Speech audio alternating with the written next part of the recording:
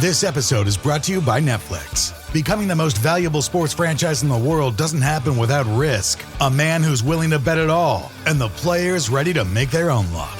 America's Team, The Gambler and His Cowboys, is the story of the 1990s Dallas Cowboys and Jerry Jones's impact on NFL history. Featuring interviews with iconic 90s players and more. Watch America's Team, The Gambler and His Cowboys, August 19th, only on Netflix. You're tuned into Auto Intelligence, live from Auto Trader, where data, tools, and your preferences sync to make your car shopping smooth.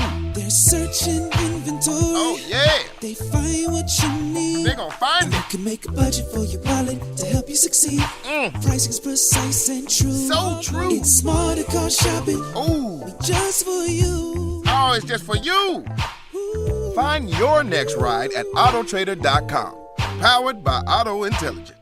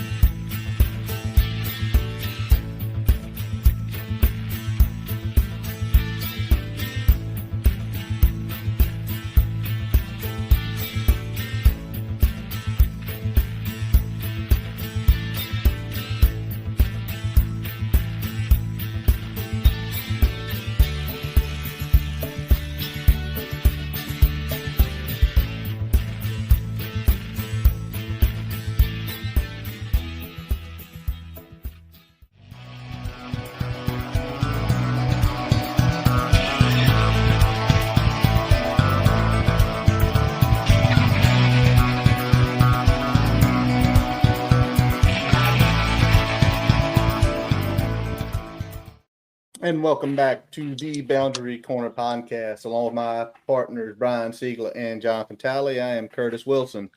Before we begin tonight, I'm going to just go ahead and make this announcement. If this is the first time you've ever tuned in to State of the Program, you need to go ahead and turn it off, because what's about to take place over the next few hours here is something a first-timer should never listen to. In the house tonight for the State of the Program, our sponsor, Lord Dr. Jeremy Counts himself.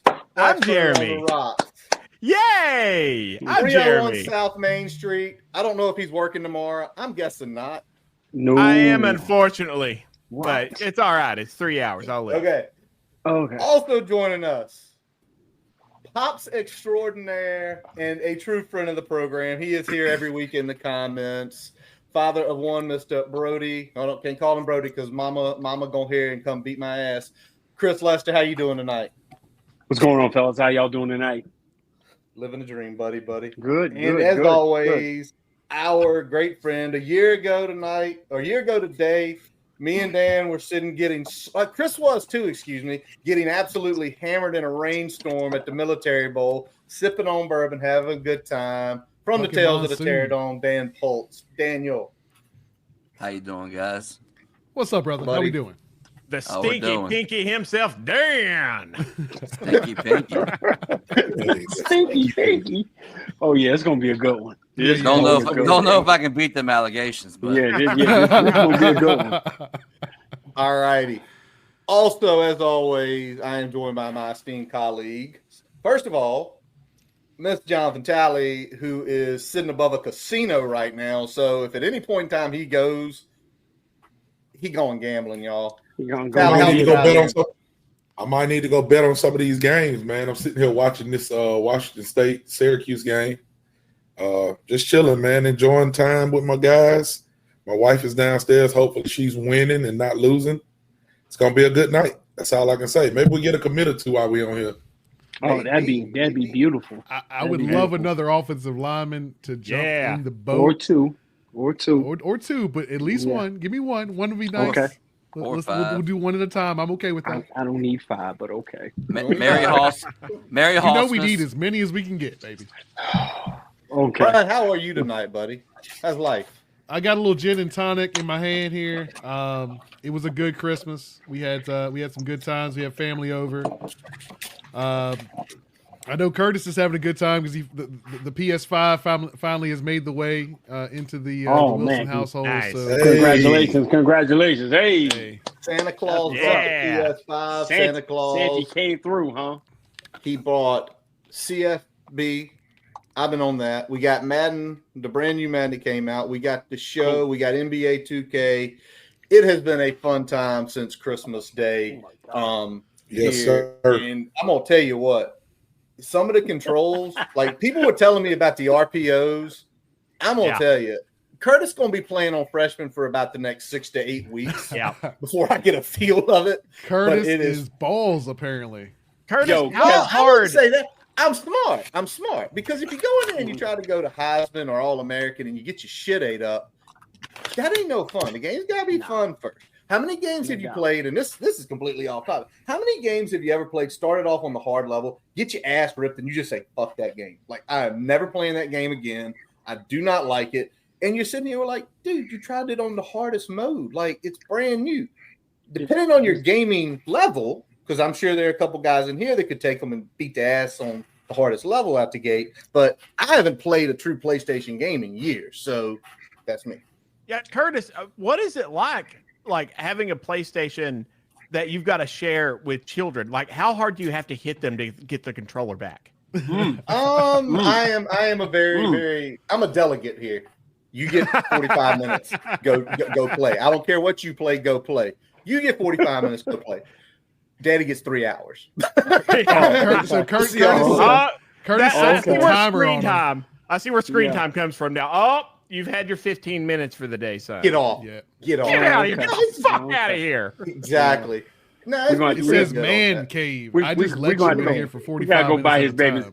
We gotta go buy his babies a PS5. That's gonna be one of my good deeds for the year. Send a PS5 for Curtis's kids. Have them kind of sit for the baby. Yeah, man. I'm in the man cave, one in the playroom. Right. For the babies, man. Let the babies go get that work in, man.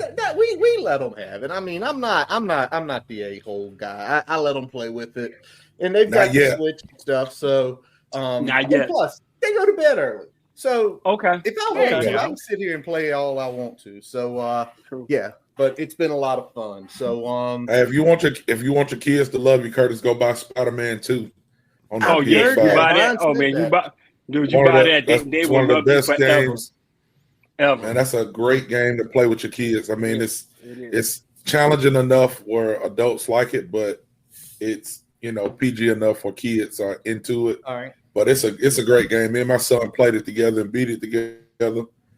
Well, he beat it and I watched most of the time, but it's just got a lot of stuff in it. You'll enjoy that. All right. I'll make a note of that. I mean, plus they got some gift cards from family, like $25 PlayStation. So we might be going to Target tomorrow. I mean, I've been recommending the Spider-Man to get to. Don't let them use it on Fortnite skins. You make them buy games. That's right. They will waste it on Fortnite skins. Don't let them waste it on. Yes, they will. Forget that. You are not allowed to play the PlayStation 5 if you do this. You have to go do something. That's true. All right. Well, this is the State of the Program episode, and obviously a lot happened 365 days from the last time we talked to now. And obviously, we text with Chris. We message Chris. Chris is watching every week. We talk with Jeremy. We talk with Dan.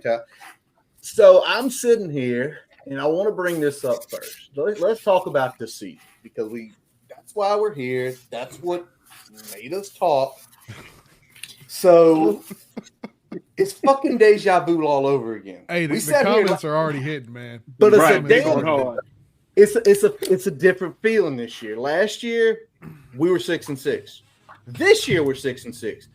Last year we were happy. A lot of liquor flowing last year, a lot of very optimistic people. But when you go 6-6 after going 6-6, I mean, y'all got him good. It don't matter. We're going to be back here. Same thing. We're already feeding ourselves hype, all fucking ready. We do this every year. It's the same fucking perpetual circle jerk every year where we get hyped up, and we're going to get hyped up because we're fans, and we will grab whatever we need to, and we will circle jerk ourselves till we're raw and bleeding, or we develop calluses all over our dicks. No, Our we dicks will are going to not. look like No. Hobbit feet. Our dicks will look like Not mine. Hobbit feet by the time we're done. Not mine, but I understand what you're saying. I'm feeling it. I think Hobbit, we were Hobbit feet. Hey, Kev. Hey, Kevin asked me. I'm sipping on Terramanu's tonight, man. A little Terramanu's and I think it's lemonade. That's what I got. Strawberry lemonade. One of those simply lemonade drinks. He hit me on the side and asked me what I was drinking, but I'm drinking that Terramanu's. But I don't think it's gonna be the same because I think last year we walked in here at 6-6. We were healthy. We were optimistic. We felt great about the guys who were – we didn't even care about the guys who were leaving in the portal. We were just happy we had our guys back. I think the person we did not expect to show up and bug us this year for our football team was injuries. Yeah. We didn't expect it. We thought we was playing on Madden rookie, CFB rookie, where nobody got tired and nobody got injured. And we didn't expect that to happen. We thought we were playing on Curtis level, but instead they were playing on my level. That's right. We plan on all Heisman mode this year, and that's what got us. That's what definitely got us this year. But I'm disappointed. But I think I'm just glad we did something to start a tradition by getting back to a bowl back to back. We hadn't done that in years, and that's what I was most excited about. We got back to a bowl, so those kids can understand that and they can start a tradition. We're facing a team. I think it's Minnesota. I think they've had like 25, 26 years of consecutive bowl appearances. And that's I know for everybody like, oh, well, you were 6-6, but those kids every year can expect to go play a bowl. And that's what I want us to be able to do. A little bit higher bowl, but as long as we get to a bowl, that's all that matters. Man, there was a time not long ago where we were just straight up like, I was getting sick of going to the Orange Bowl. I was just like, this is lame. Let's go to a different bowl game. And I mean, we were rolling then. Well, that was back when the computer picked the best two teams in the nation. You got to understand, Dan, I still think I'm in college half the time. So it's like, to me, it's not that long ago. It's not how old you are. It's how old you feel, man. How you feel. Yeah. That's how you feel. Yeah. I think, about age 21. I remember last year at the Military Bowl, I remember being like, this is the happiest I've ever been to be 6-6. Yeah. Yeah. Yeah. This year is not that. This year is not that. Saddest you've ever been. It's not the saddest I've been. Like, well, there's been some uglier 6-6s, but we were this close. It was one score games. We were so close. Man, I was feeling pretty bad at the start of the portal. Like it was looking a little rough. But then it always does, I guess. But then like Pry made the necessary firings, at least some of them. I don't know. I think at least some of them. Starting with Vanderbilt this year, it was kind of like I just remember walking out of there being like, "Fuck!" Like, what the hell? And then like there were things like Crook refused to change the line. Like Parker got our quarterback hurt. Multiple times. The staff don't get me started. The staff let our quarterback take the bullets all year, like instead of just coming out and saying, "Hey, like this." Man, like Kyron Jones is severely injured. Like, give him like I think it would have done wonders for him if they would have came out and been like, "Hey, you know what? This is actually the situation." Instead of people being like creating their own narratives. I mean, some of that would have happened anyway, but that's just Twitter. But like for the most part, they didn't do him any favors by not like somebody should have spoke up, in my opinion. We looked out of shape the whole time. Tally was on that early. A couple people were on that early. They got rid of between the no adjustments coming out of the first half into the second half, which is crazy because when you get 15 minutes to figure shit out, like there should be some sort of change.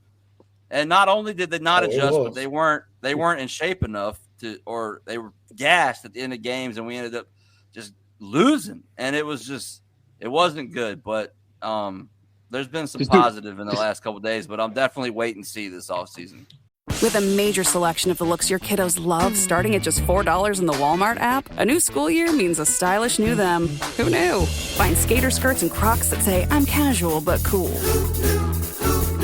Sparkly sneakers that say, it's my classroom, you're just learning in it. And preppy polos that say, I'm the teacher's pet, even if they're mommy's menace at home. Find their favorite styles starting at just $4 in the app. The Walmart you thought you knew is now new. Got some good news for your ears. More of that good stuff is coming up. And even better news for your hair. The best hair care is at Sephora. They've got all kinds of products for every kind of hair. From brands like Amika, Kerastase, Day, and K18. You knew where to get great audio. Now, you know where to get great hair care, too. Sephora. Good news for great hair. Shop hair care now at Sephora.com. Yeah, I agree with you, Dan. I think one of the biggest things is, our offensive line really struggled early, and that got our quarterback hurt. And he was just taking shots left and right. He got his foot stepped on, and, we had to bring that in, but we were not performing in the second half. His own player. We were not performing in the second half.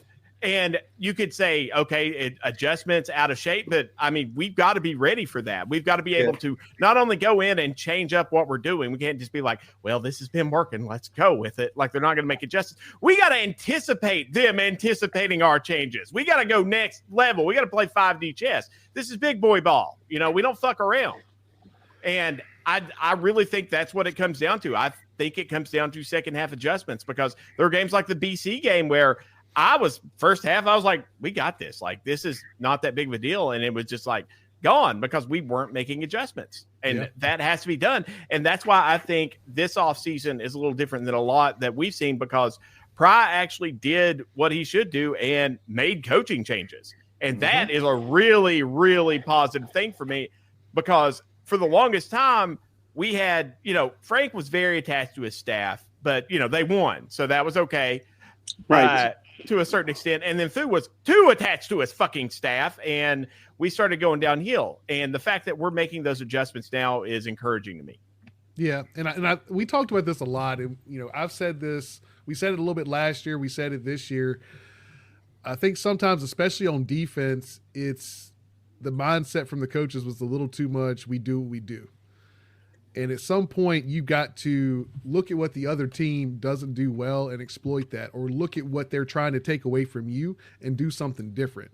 You can't always just do what you do, because at some point, other teams are going to have better players, or they're going to have better coaching. You've got to do your fucking job in those moments. But sometimes you got to say, Brian, and some of that is when there's the time to go make a play, go make a play. You turn around. The third quarter was our Achilles heels all year. And then there were times in the third quarter you can go make a play. Like, you could have a quarterback dead to rights on 3rd and 7 and just sack him, and then just go ahead and change the momentum of a 7-7 ball game and maybe do that. Or maybe you can be in a 3rd and 7 when you're up 21-3 in somebody's raggedy ass stadium, and then not cheat on try to cheat on a play and let a guy make a career day on your ass. So, it's just certain things. We don't blame the defense for certain stuff. But there are certain things that certain people do at certain times, which, allowing guys to have career days on their ass in 3 games that you lost. So, I'm just saying, we just go ahead and get it out there in the open. You're up 20, it's 7-7. Marv calls a perfect blitz up, put a man on the ground. Cam Ward scrambling out the backfield. In the fourth quarter, you make a tackle, you end the play, get a man on the ground. Don't cheat on the third and 10. Keep everything in front of you. You're already up 21-3. Get a man to the ground. Do what you're supposed to do. So, we lost games, like my man just said, by a combined 34 points. Steven said 34 points. And, we're the difference between arguing should we be playing in the playoffs and all these people exiting. Or some people exiting, not all of them, because best of luck to all those kids, man, who try to find a spot to go play in certain places. But, there were enough games we were in that, some things need to be changed. But I just don't believe Marv had all the pieces for his defense to do what he needs to do. He's never had a true might. But Chris, that's on him. He'd been here for 3 seasons. He's got to go recruit the pieces that he wants. Well, I mean, and also we got the portal now. Like you can go and you can get known products and bring them in. But you flew a helicopter 15 minutes down the road to go get your kids. You just didn't have another guy from another whole area recruiting kid right out from under your face. That's my thing. If you don't have that kid leave to go to Georgia, you got a mic. You can play with Keller. Bring him in because that kid gonna play. He gonna play what in a couple more days. He gonna get snaps at Georgia. Mm-hmm. He should be getting snaps. He should be wearing maroon. He shouldn't be wearing red and black. But that's a whole other different thing. So I have my feelings about it. I feel like somebody had to fall on that sword. They decided the decision they had. I think of the 3 guys, I only really think one guy had all the pieces that he had to be able to do it. I think, Love Deej, my guy. Like Coach Crook, you get an upgrade with Coach Moore. I mean, Ferg is an amazing strength and conditioning coach. He's got histories of doing it, so that's a great thing. I just believe Marv never got his pieces. He needed a middle linebacker. He was like peanut butter, no jelly. He turned around. He got a great defensive line, good rotation, and I'm talking when Phildarius was here the year before. You had Pollard, Phildarius, APR was coming on, Cole Nelson, guys were playing, but you never had your middle linebacker. You turn around and your safety play was subpar this year. So like I said, you got to be strong up the middle. Any defense, you got to be strong up the middle. And we weren't this year. This is what I want to say to Chris about that. Because of what Pride did, though, of what Pride did letting him go, it says, I want to win. I give a shit about this place. And if you don't hold the standard here, I'm going to move on from you. He'd known Chris Marv since he was like 18 years old. That is that was hard. I mean, that was hard as shit. But when he did that, I texted Tally and I texted Brian. That means he's serious because it's not like, oh, I'm gonna let Cheetah go. Oh, I'm gonna let this person move out. It's like, no, you literally set your heir apparent and said you're not doing a good enough job. You got to go. And that said, to me, that spoke volumes of who he let go. Yeah. Tally, I know you're gonna hate me saying this, but you put it back up there, Brian, the 10 points or 34 points. Y'all, we can say this is a fucking 6-6 season. We're pissed. We're mad. We should have done better. But believe it or not, in my opinion, and I know Tally might come in and curse me out, we had progress this year. Y'all, we were in every fudging game from the first snap of Vanderbilt to the last snap. We didn't get pummeled multiple times like we did in 2023. Jeremy said fudging. The problem that I dealt with all year is it didn't matter. It didn't matter who falls on the sword for me. You know what I'm saying? Because you still got the same head coach. The head coach is the one who has to get the ship righted. If he, in his opinion, if that's what he's doing, first of all, our O-line coach was fucking sorry. I'm going to tell you right now. I tried to give him a chance, and once I seen the things he was doing in the rotation, it was fucking dumb. Then there's all kind of people out there saying he didn't have a house there. He was doing stuff on Zoom calls and shit like that. That's fucking dumb. If you giving people money, make them earn their money. When I go to work, I'm in sales. If I don't sell, I don't eat. And guess what they're going to do? They're going to fire my black ass if I don't sell. So if you don't do your job, you're supposed to be fired. I understand that. But I asked a question on Twitter, X, whatever you want to call it, Pornhub, I don't know what they call it nowadays. And I just said all of the above at this point. Everybody's putting the blame on Chris Marv. Marv, yes, he didn't do his job. He deserved to go. Perfect. Again, I'm still looking at that offensive coordinator that got every piece that he wanted back. We paid the offense so much money to be there, and what did we get? Oh, well, they got hurt. Well, you should have had a better fucking offensive line. Oh, well, this person got this. Well, you should have nursed the injuries better. It's a lot of stuff that goes into it, but we still got the head coach. So my thing is, I'm not saying the head coach is supposed to be fired, but I can't just go and say, well, he did this and he's serious about winning, because when I look at the record, it shows the head coach's record. It don't say head coach's record with Chris Marv as his defensive coordinator. It shows Brent Pry's record is this. His close game record is 1 in fucking 15 or whatever it is. At some point, you got to say, even when he was there, it's 1 in 12 or something like that. Yeah, it's bad. So my thing is, what would have showed me if you serious if you said, hey, man, you ain't doing a good job. I'm going to have to take over. Or fire him during the year. I don't care what you do. That's when I would have said, okay, you're serious. I think what this shows me is that seat has got hot and that noise has got loud. They pay attention to Twitter. They pay attention to fans. They know what people say. They know what the big donors are saying. Hey, man, you got to fucking win. You want us to come out and support. You're doing a good job of kissing babies and shaking hands, but we don't give a fuck about that. At the end of the day, you got to put some wins together. So what are we going to do? What's the next step? You know what I'm saying? Now, the O-line hire, which is, I think, a good one. I think it's a good hire. When's the last time we had a coach come in? See, I'm not trying to take over, but I'm just saying the O-line coach comes in and then he gets a kid that comes right with it. Our fucking head coach came in and didn't get kids to come with it. Like that's when you look at a big hire, that's a big hire.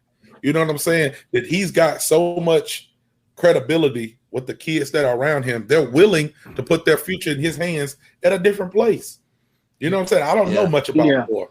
I know a little bit of it. You know, I did some research and things like that. But this one kid that's a pretty good offensive lineman is saying this coach is good enough for me to follow him to a 6-6 team so I can see where my career is gonna go. That's big boy. That is you. Yeah, that's huge. That's huge. That says a lot.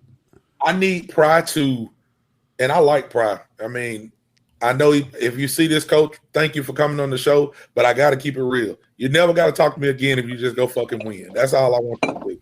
Go fucking win. Go do what you're supposed to do. You got the pieces. You got to know how to do it. Stop being friendly. Cuss somebody out on the sidelines. Tell them refs to get their fucking whistle out of their ass and blow it when they're supposed to. Hell, get a penalty. Do something. I need to see. You can't keep losing. I go back to the analogy what I said. If I walk in the house I won't even say my wife. I use that. I'll say my kids. If I tell my son, hey, man, I'm going to make it to your game. I'm going to try my best to make it this time. Oh, I'm sorry, man. I didn't make it. I got caught up at work. Sooner or later, that motherfucker's going to tell me, hey, man, you said you're going to make it. What's going on? You got to be held accountable. Pride. You can't keep going and saying, we're going to do this. We're going to make it work. Like it's year 3, buddy. It's over. It's year 4 now. You know what I'm saying? Like there's no more, I'm trying to figure it out. You fucking have figured it out. And you got to go and win. You got it. The games that you're supposed to win, go win. Stop the hiding. You got Kyron walking around. Anyway, I'm going to stop right now. We'll get on that later. Go ahead. Yeah. Matt Moore. Callie brings up a really good point, and I've been saying it for years. You build your offense around an offensive line. You can't get a poverty offensive line and expect your, skilled positions to stay protected and do their jobs. It's impossible. We were lucky we were able to have the combo that we had. Jeremy, remember what you're saying, but I want Maddie B is a cool. Me and Maddie talk pretty good, but I want to put that up. I want you to put that up. What Maddie B says right there. Which one? It's 2 Tally. The first one. Second. The first one. I got it. So Maddie B says, look at Schlee and Pop. Look at Schlee and Pop's game. Kyron isn't any good. Same offensive coordinator. Totally different execution. Schlee got fucking hurt. What are you talking about? Schlee got fucking knocked out of the game. So what game am I watching that Schlee did so good? The offensive line got him fucking pummeled as well. Yeah. And then Pop played against – then Pop got pummeled against Duke. And then he just got up and then he played against a fucking sorry-ass UVA that my fat ass could have got out there and played against quarterback against them. I could have put Curtis's little boys out there and we would have still fucking beat UVA.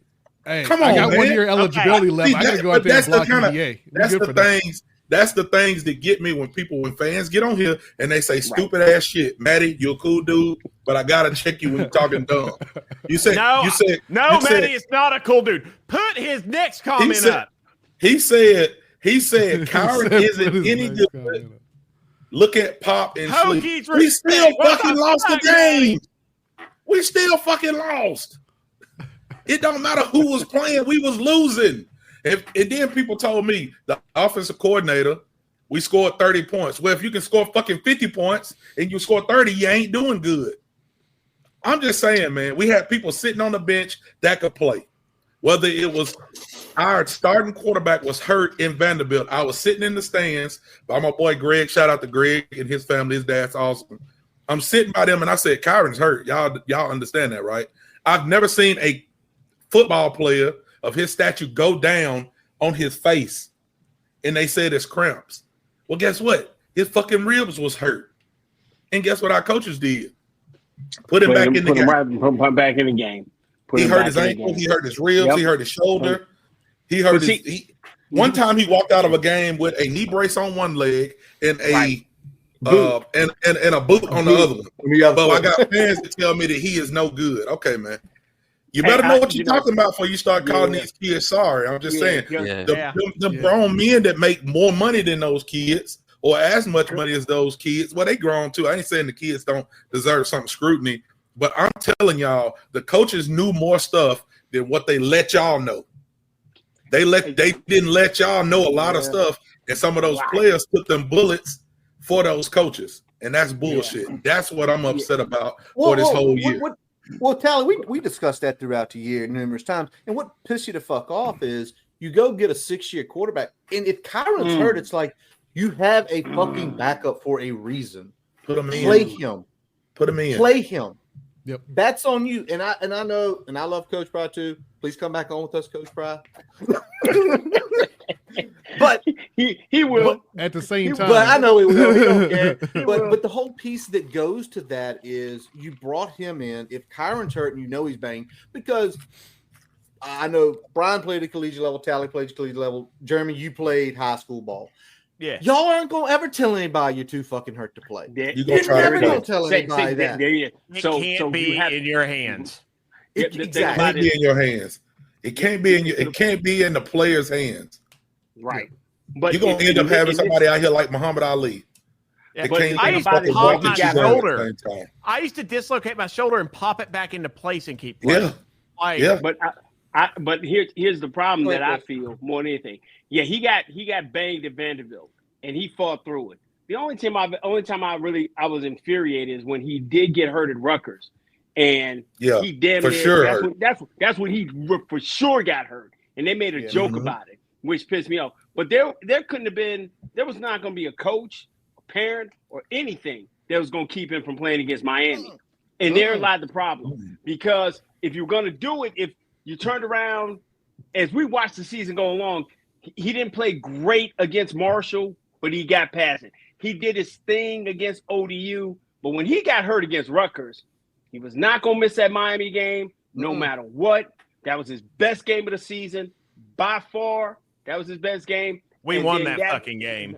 Well, yeah, but therein lies another problem in that, because, you can't be running around complaining in places, saying people, the offense is hokey and stuff like that, pun intended, and not do your fucking job. You can't lead in, hey man, just go on, man. You can't lead in drops, man. You can't fucking lead in drops, man. You can't. And talk shit about the program, or have your family talk shit about the program, and that didn't make any kind of sense. But that boy was out there on one foot. He wasn't gonna miss the Miami game. So if you turn around and know he's hurt, he plays great in Miami, then you go ahead and play Slee against Stanford. You play Slee going down the stretch, or whatever, until he's a ready. couple of games until he's ready. But with his foot, the thing about the biggest thing about a foot injury, depending on what it is, if it's sprained, we can work through it. If it's broke, that's a longer injury than anybody can expect, especially for a mobile quarterback. His feet are so important to what he does that Kyron is just such a great kid and a hard worker and a guy that's gonna fight, man. It's it was just to watch him go and take the arrows that he took, man, and never said nothing negative, man. Never. And still didn't leave. Still didn't leave, man. When he got his degree, still when he got his degree, man. I love that kid, man. Real talk, man. He just did more, but Kevin said something to me, man. Me and him we had tots and we was drinking, Virginia Shirley Temples, man. He gave me one statement that I will always hold true, man. People think they matter. And people love the fans. I love the fans. I love people like that. But sometimes, man, you got to understand this thing is more than football. And that boy loves it here. Yeah. There's not an ounce of him that does not love it here. He loves Virginia Tech. He loves Hokie Nation. So for them, to just drag him the way they did, seeing that he was deficient, a lot of that go to coaching. But they wanted to let him tough it out. But they did the same thing with Wells. They're going to give a guy the ability to tough it out. And sometimes you, like y'all said, man, you got to protect that kid from himself. Sometimes you can't give somebody enough rope to hang themselves and put themselves in a situation where they get themselves hurt more and where they are hurting their team, unfortunately, because they aren't the person that they can be and they aren't the player that they can be given those limitations. Now, Jeremy, I do want you to weigh in. What is the amount here? How much goddamn Toradol did they feed Kyron this year? Are his kidneys okay? Toradol is notoriously hard on your kidneys. You give a lot of Toradol, it's going to rough him up. But I will say he is tough and he is a big guy and he can handle it. He's young. But I'm sure But Jeremy, he wasn't the only one. Yeah, Jeremy, he wasn't the only one walking around there dying. You had Stephen Gosnell coming off of ACL in less than damn a year. Yeah. Turned around, he's got a broken rib and bruised ribs, diving for footballs, giving it everything he got, man. I just don't have no empathy for anybody saying, oh, hey, this wasn't perfectly placed or stuff like that, man. Go catch the goddamn football, man, when it's thrown to you, man. Go catch that heifer, man. Look. Yeah, my entire thing is like, these kids are hurt. We got to save them from themselves, but the coaching staff, the pressure they were under because every game felt like a must-win game because we had such high expectations. And I think that drove a lot of it. And I put a lot of that blame on the coaching staff squarely because we've got to take care of these guys because you're not just risking, you're going to aggravate an injury and they're going to be out longer. You're risking their long-term health. And they've got an entire life to think of. They're going to be carrying this the rest of their life. We've got to take care of them. Yeah. I think, and that came to the point where, go ahead, Dan. But like, we're talking about injuries, and some of these injuries were created by the offensive line. It's lack of ability. Not some of them. Every single fucking injury. However, except for Jalen Stroman, every single fucking injury was on the offensive line. It's more of an indictment on Ron Crook that Matt Moore has been here 3 days and has had more movement in the portal than he did in 2 portals. And if he's bringing the horses, with him, maybe we can. Remember what you're saying. Let's talk about this because I don't know where's Ron Crook from. Where's he from? Is he from West Virginia? Yep, from West Virginia. He's from West Virginia. Okay, so he out there with the Heels Have Eyes people. All right, Ron Crook, this is what I need you to go do, man. I need you to go take your pension that you got, go fishing, whack your meat into the water, maybe some fish will eat it. Never set foot again in Blacksburg. Never. Oh, man. Never set foot again in Blacksburg because you did not recruit. You was there for however many years. I'll say 1 year is enough. And you don't go get no linemen. You get no linemen, man. The place where we need to help the most. Yeah. One lineman. Look, honey, there's fish eggs in the water. No. And we never seen him. Who was never seen Cunningham, and neither one of them too deep. The other you never seen him. Talk about. Cunningham had his the head of his dick in the 2 deep, but like Frady didn't even sniff that shit. Frady I think Frady quit. I think he quit football or something. That's okay. Ron Crook, you a war criminal. Ron Crook, you are a war criminal for what you did in Blacksburg. You got every single person on our fucking team hurt, and you was doing Zoom meetings to coach an offensive line. You deserve to have your ass whooped. And Brock, you should have been the one to whoop his ass. That's ridiculous. Yeah, the offensive line coach, the offensive line coach is horrible, and the strength and conditioning coach is horrible. Is that crazy? Am I crazy for? Well, that's the people that got fired. Hey, that's the people that got fired. fired. On both of those. Allie, these are the people we can jump on. These are our wonderful scapegoats that we get to have and just like brutalize. Like, it's great. I just don't. I also love the juxtaposition between us being like, us fans don't know shit, and then Tally's like, don't go back to Blacksburg, we'll murder you. Because I just don't understand it, man. I just really don't understand it because my mentality, like, I understand they have to be professional, and I'm glad they are, but I see coaches who are successful who aren't as professional as our coaches. Like, the only thing that I can say about Marv, because I know some people who kind of know Marv personally, and I know he was trying to go through the job and get it done the right way, but at the same time, like, I need you to nut up a little bit. If things ain't going right, you got to let somebody know. Closed mouths don't get fed. I didn't see you throwing no hats on the sideline. I need to see a motherfucker like Kirby Smart used to be on that sideline when he was the defensive coordinator. Like Will Muschamp used to be. Like, come on, man. Like, show some kind of, like, that cool shit got to be out the window when you keep losing games. And then we keep talking about, well, next week we're going to get better. Or next week we're going to. No, man, you got to fix it. You got to nut up sometimes. You know what I'm saying? So I know what Tally wanted. Tally, oh, man. Go ahead, Tally. Finish it. Go ahead, finish Tally. No, it just pisses me off when I look back over the season, and I've been waiting to unload this for this show just so I could talk about, like, the bullshit that we had to go through and we had to see. And again, I know they had to be professional, but fuck the professionalism when you keep losing. I fucking hate Pat Narduzzi, not as a person, but just like as a coach. But I respect the hell out of him because he on that sideline, he trying to do anything he can to win. Yeah. Anything he can to win. Cheat, shoot cags under players. He don't care. Like, anything that they say Narduzzi did, I'll be like, yeah, that motherfucker did it. You know what I'm saying? Like, if they was like, he slashed the coach's tires before we got to the game, I'd be like, yeah, he probably did that. But I can look at him. I can look at him and tell that motherfucker wants to win the game. He may not win them all, but he wants to. Our coaches, they were just cool. There's a time and a place to be even keel. There's a time and a place to be even keel, but there's also a time and a place where you got to light the fire in somebody's ass.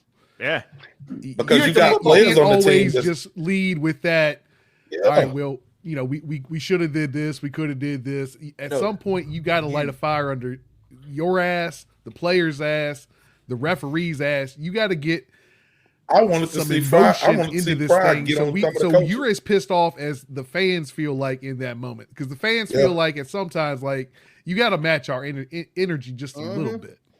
Yeah, as Tally says, like, nut up or go nut in the river. Go ahead. Certain things like certain things as a head coach, maybe the fish will come to you. Everybody knows I love Brent Pry. Everybody knows I love Brent Pry, right? But like when that shit happened in the season that they talked about on the, I don't know where they talked about it, but like there was that issue with the offensive line amongst each other, and it ended up being them versus Crook. Like, you gotta step. Like, at some point, Pry should have been like, I don't give a fuck. Like, Parker Clements, like, he's sitting down, like we're changing some shit on this line because too many of the people that we invested a lot of money in are getting fucked up. Mm-hmm. But I've had this argument over and over on Twitter all year long. It goes back to the fact of the matter that you didn't recruit guys when he got here. The way Rudolph left your system, fine. Garrett could play, but when Chaplin got hurt against ODU, that affected a lot more things than what we on the outside thought about. With him being hurt and playing through that, you couldn't make Garrett your full-time right tackle. That probably would have ended some stuff. You probably don't get Kyron hurt against Rutgers if Johnny Garrett is your full-time right tackle, but Chaplin kept getting hurt. You follow me? But they benched Schick. Why couldn't they bench Parker? Because you didn't have another tackle.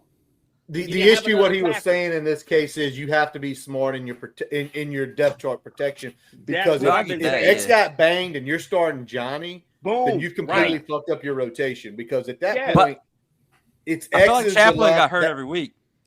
No, he got hurt. I watched that man get carted off and come back the next series. Like, that man was getting hurt.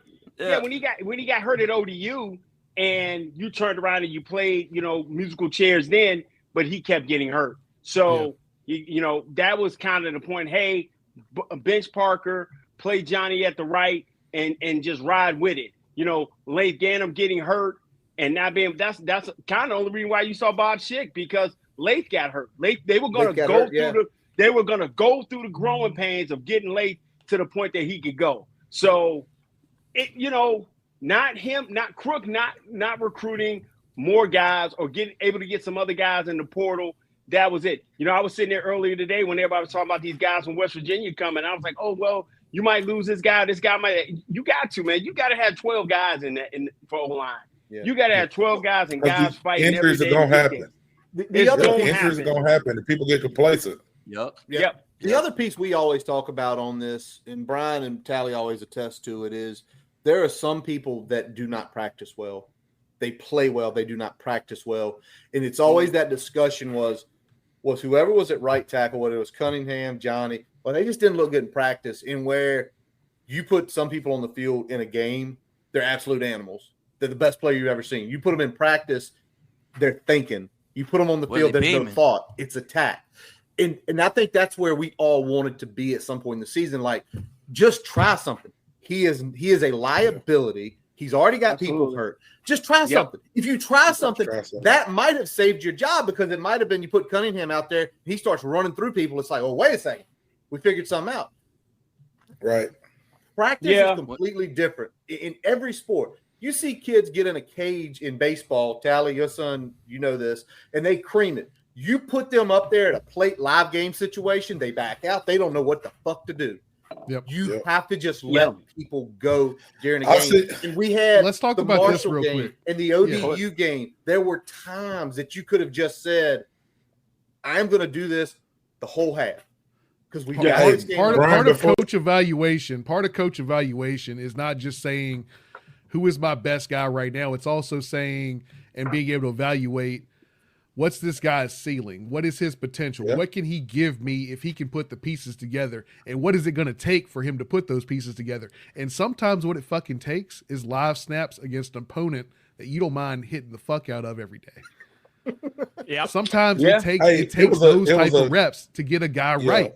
And sometimes you've got to understand that if I want to reach my greatest potential, I've got to get that guy out there more regularly, whether he's a full-time starter, whether he's a part-time, whatever he is, you got to get him on the field so you can realize and maximize your potential as a group. There's also weird internal politics when it comes to teams. Like there is like there's like this weird hierarchy, and if you show out in a certain way, it's odd. Mm-hmm. Yeah, right. You gotta when you are a losing program, hate to say it, or a mid program, you have to throw that stuff out. You have to find a way, and that's what they're recruiting kids and saying. That's why I was about to bring this up. Glad you said that, Jeremy. Somebody said earlier. Yes, he does. Yeah. Somebody said earlier that Chris was a player parent. I can't remember exactly what the comment said, but it pretty much said pull it up here. He was a player parent in the show. Pull it up. Something about a pawn shop owner or some shit. I don't Wrong one. Pawn shop owner? He's a pawn shop owner. This right here. There you go. This is what you want to talk to, Tally. That was JR. Yeah. So he says, no, that wasn't it. Not that one. It was a different one than what just popped up on the screen for me. What did it say? That's it. That's the one right there. Dads of Saturday. But he says, Mr. Les, I work in the pawn shop industry for years. The hardest part of making a deal was something about the sentimental value is gone now. But you're a player parent. So Mr. Dads of Saturday, to let you know, and I'll let Chris talk for himself because he's grown and he can. But I can tell you, Chris's kid that is at Virginia Tech was a high-level recruit that came in and didn't catch a pass this year. So if his sentimental value for his kid was that high, he would have been in transfer portal. He wouldn't be sitting here talking to us. Mm-mm. He's talking about what he sees as a Virginia Tech fan. I talked to Chris a lot of times, and his bias toward his kid has nothing to do with what we're talking about here. I don't know if you thought he was Kyron's daddy, and you said that. He just black. He ain't his daddy. He a different black dude. I don't know. I don't know what it is. But seriously, I'm joking around. But seriously, if you look at Chris's kid that's on the team, young man, he could have a different opinion about the coaching styles and the coaching for things that his kid did or didn't get. I ain't saying that he expected or did, but I'm just saying you gotta sometimes until you talk to that person, you don't really know. So I seen that, and then when Jeremy said about the hierarchy of football, because I'm gonna say this, Chris don't have to say it. We had wide receivers sitting on the bench that could have made plays that some of our wide receivers that were in the game couldn't. Allie Jennings is a great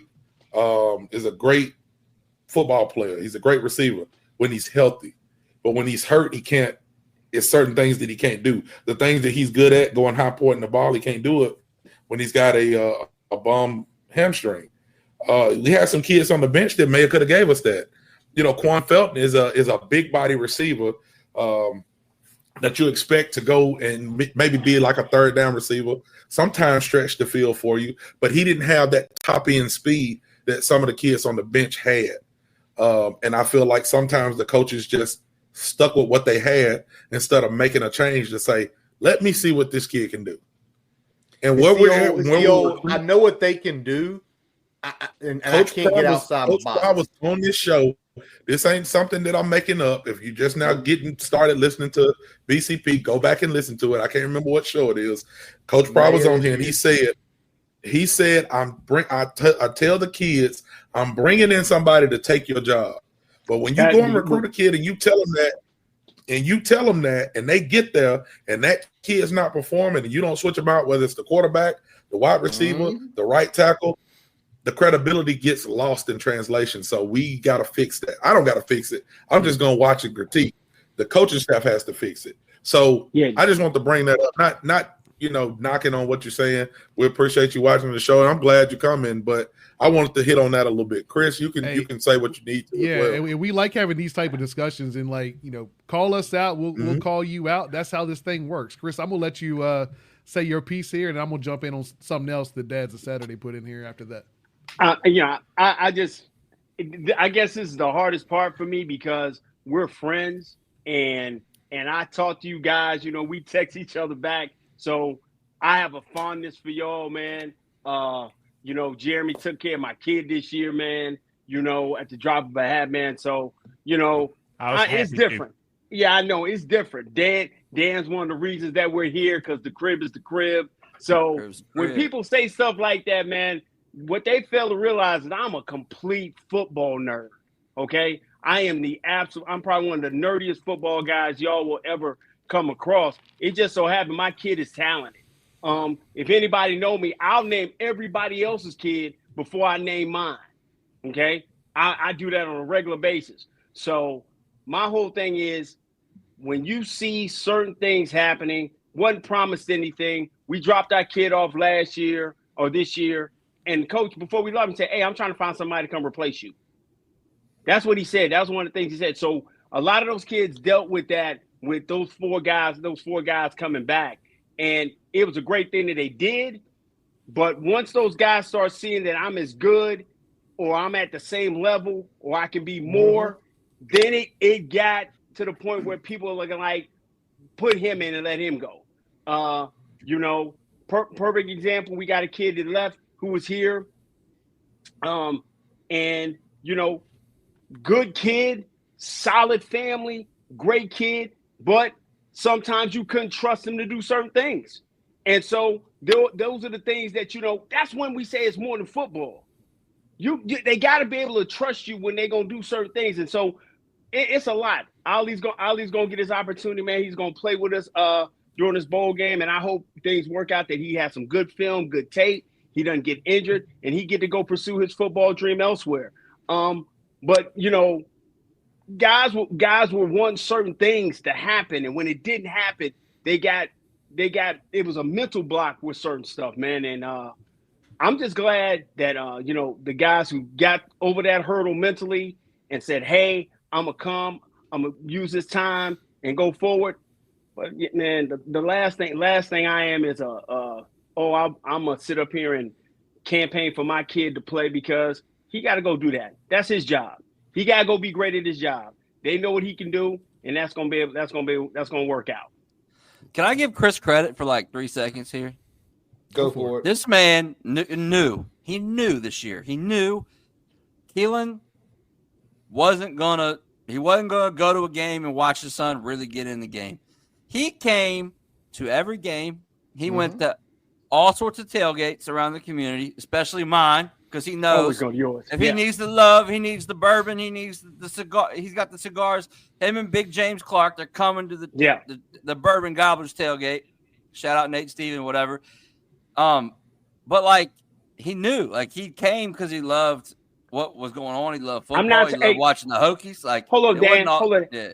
I'm not soft on criticizing somebody's kid. I know these folks' families. This is my whole family. So I'm not gonna cut.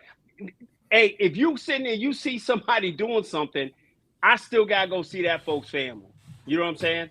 Criticizing him doesn't make it to the point that I'm soft on him. I'm just saying he know what he got to work on. I ain't got to make him work on it. He know what he got to work on.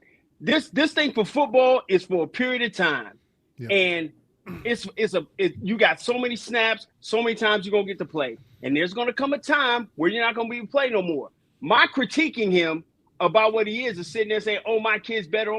My wife has got on me for years for calling kids sorry at games. My wife, brother, you have no idea how many. I was like, she's like, you need to sit down. That's a reflection on Keith. He sucked. I can't be doing that to folks' kids. You can't do that and sit in the stand with them folks' kids. Their kids' parents are sitting right there. That's stupid. That's ignorant, and that's not intelligent to do to people, man. That's just wrong, bro. So I want to tell dads can I say something real quick, Chris? I want to tell dads a Saturday. Me and Brian and Tally got to sit in that section last year. Remember that game, boys? Oh, yeah. You remember they rough. That was the Purdue game. And I remember we've been over y'all fans. Y'all, they know the kids. Oh, them parents all are the kids' families around us. Parents rough, and it's like that's being respectful. That's being respectful because Chris, I know for you, how many times did you have to walk up the steps, go into the bathroom, and just say something real bad, come back 5 minutes later? My lips bled every daggum time because I don't know whose family was around me, man. First game of the season, man, I was like, yo, get such and such out. I got Johnny Garrett's family right on my daggum shoulder. They like, they sitting there, they just shaking their head. You know, I got Montavious Cunningham's family sitting right next to me. You know what I'm saying? And I gotta sit there and be like, I can't say certain stuff. So I'm like, hey, it is what it is. That ain't called being soft on criticizing kids. That's called being smart. People who hide behind burners, like I told people. I ain't saying like Dad's a Saturday. He's been around for a while. We've talked on Twitter a couple of times, but again, I don't know y'all. I don't know what y'all fucking look like. Right. Everybody knows what I look like. The shit that I say, I'm gonna stand 10 toes beside it. Every time. I'm gonna get on here, I'm gonna show my face, and whatever come behind it, gonna come behind it. However I feel about a coach, however I feel about a player. Y'all say shit and you hide behind burners. That's why you feel comfortable to say it.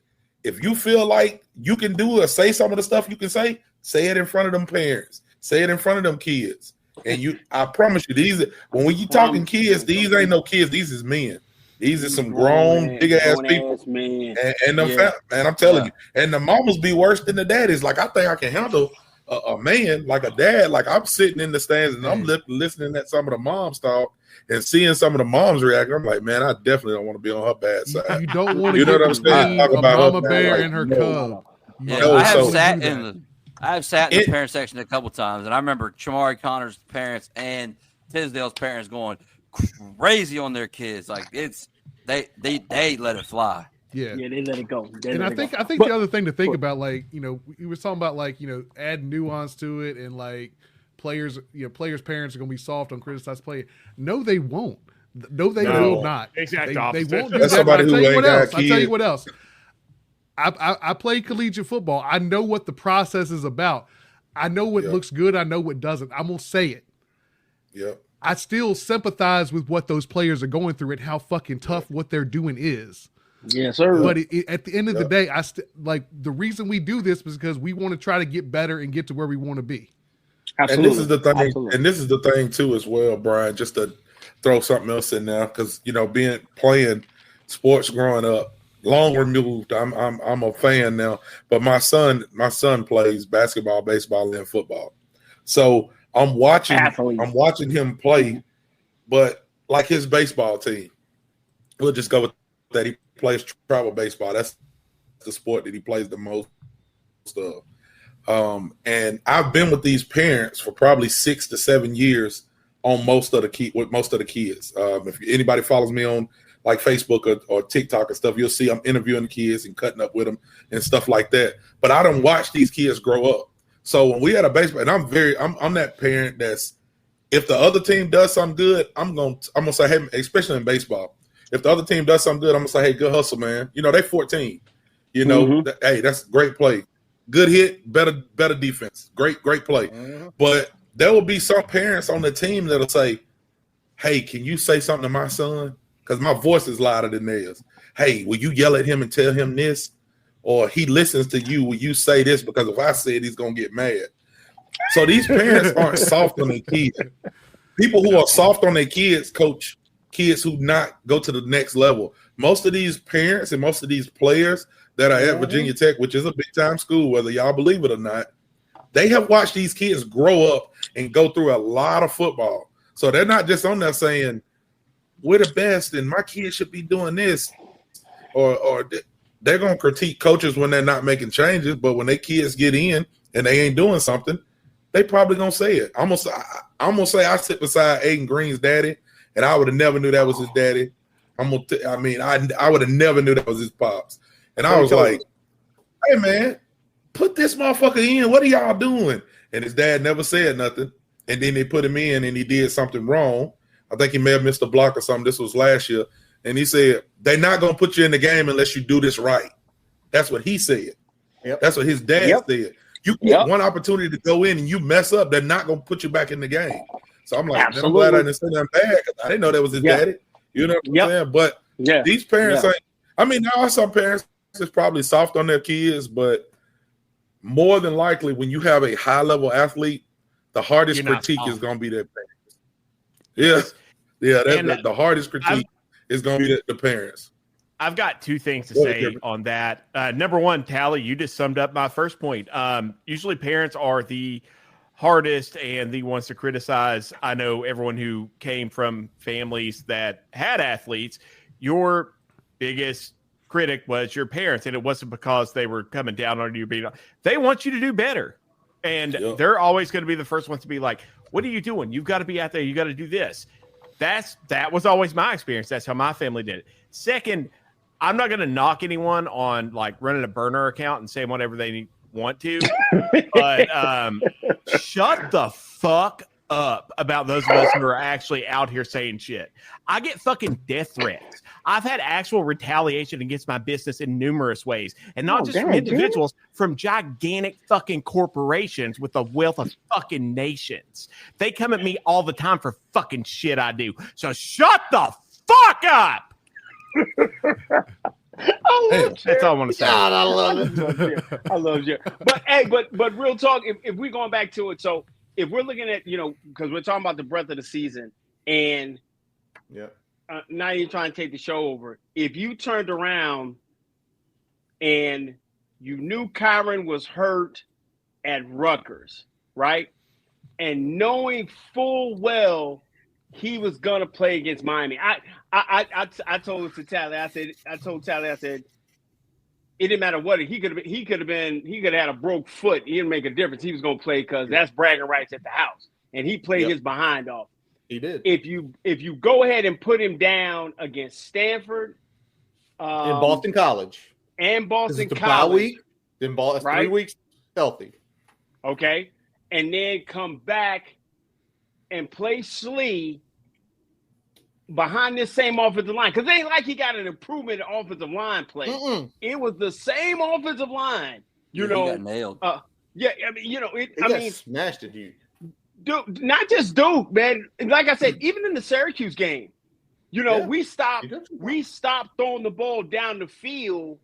I think it was like in the second quarter when one of the Syracuse DBs jumped a route, and I think Coney did the wheel route up the sideline. If he waits a second and let Coney clear, we probably blow them out. But other people trying to get picks and trying to play crazy and decided to go to LSU and stuff like that end up costing us the game. Shit. But it's Terramanos. Not naming names or nothing. I mean, the Terramanos, man. Blame it on the Terramanos. But my thing is, if you do that, how does the season look?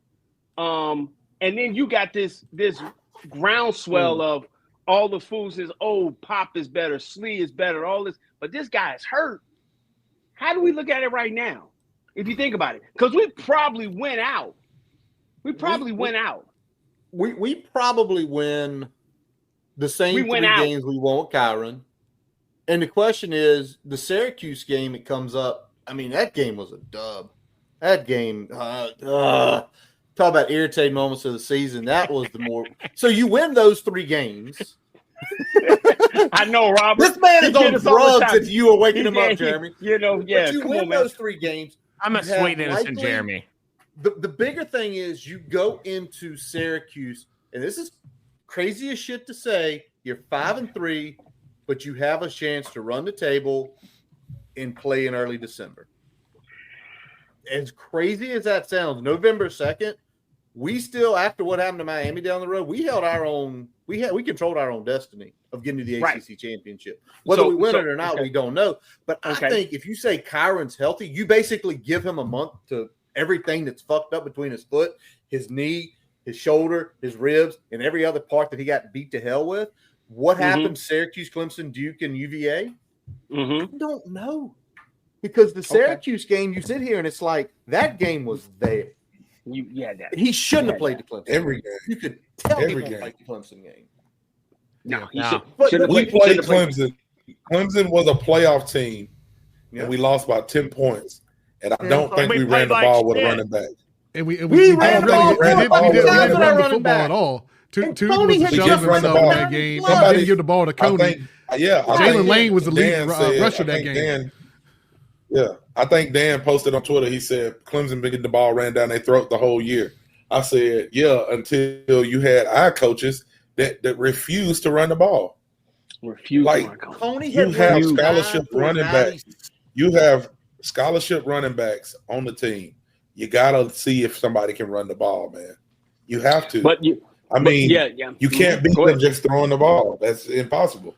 Well, you looked at what happened to Clemson's rush defense for the majority of the year. Not running the football against them, regardless of who's in the backfield, was just mind-boggling to me. Crazy. And that was the one game where I was ready to say, maybe Bowen can hit the road, because if you can't look at that game and look at that defense and say my best route to success is running the football between the tackles, then that's a problem. And I think one of their best defensive tackles was out that game too.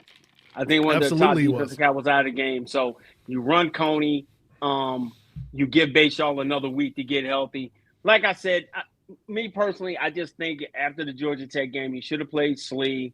And me and Tally talked about it. We knew Georgia Tech was going to put 9 in the box. Georgia Tech put 12 in the box. They said, we refuse to let him get off on us. So if you run Coney, because I think he had more pop, more burst. Mason was hurt. Mason had a bad hamstring, so I think that was kind of the reason why they didn't play him. But I also look at, kind of saving certain things for, purposes, we don't know. But I would have played Coney. I'd have played Mason. I'd have kept Bayshaw's numbers down, because if you think about it, Bayshaw's biggest games, he's like 16, 17 carries. Yeah. Think about it. 16, 17 carries is what Bayshaw is getting. So they don't want to throw the ball a lot. 30 plus passes in this offense is something that they really don't want to do. They really want to play it tight and close to the vest. They want to run the football. They want to be complimentary. But we didn't see a complimentary game all year. I mean, the closest, man, the only complimentary game we really saw that all three phases didn't give us something to say, God dang, was UVA. Stanford. UVA and Stanford. UVA and Stanford. Yeah, UVA and Stanford. That's it. Yeah. That's it. You know, that's what we saw. So, yeah, we got a lot of head scratching. Do I think a lot of the younger players that are on this team, this 24 class, this 25 class, are upgrades over some of the guys that we had? I'm gonna say yeah. I'm gonna be totally honest with you. I think now you're not gonna get the same upgrade. You're not gonna get the same upgrade as Peebles. Oh yeah. Here we go. Let's talk about this real quick. Let's talk about this real quick. We're not saying Schlee or Pop over Kyron. We're saying a healthy Schlee or Pop over a vastly injured Kyron in these situations. OL is still a fucking problem, but a healthy quarterback is better than an injured quarterback. Absolutely. And you saw that in those games. Syracuse game, Schlee played well. He played well. You know, I think they kind of like you had certain things, you know, when Coney fumbled, that was huge because we were driving on him again. You know, that was a big turnover. And like I said, you had certain gaffes on the defense by one particular damn guy that lost you that fucking Syracuse game. Yeah. That's it, man. Just go and call it what the fuck it is. A dude had 4. He didn't have any catches coming into that fucking game. He been a junior, no catches in his college career. 4 catches, 88 yards, 2 touchdowns. That wasn't on nobody else but 2 guys. Just call it what it is, man. Yeah. You're supposed to win that game. Yep. You're supposed to win that game. But both of them decided to leave and go play elsewhere. Matty B said he got a camera and a mic. Get him in here. You know, can we get him in here? So I can send him a link if he wants to talk. Let's talk. Send him a link. He said he want to get in here. That's the only problem with that. Let's get him in here. If you win that Syracuse game, your whole perspective is different. Yeah. Your whole entire perspective is different. Because up to that point, outside of Hokie Damas, who said he knew well before anybody else knew that Kyra wasn't going to play, I knew a dude who knew Kyra wasn't going to play on Thursday. But he ain't say nobody. He definitely didn't call his best friend Tally and tell him. He didn't do that. But, you know, that ain't how that worked. But knowing that, the staff held it close to the vest. Schlee went and played great. You should have won that football game, and your whole perspective is different. That loss hurt more than any other game for me all year. Yeah, I'm with you.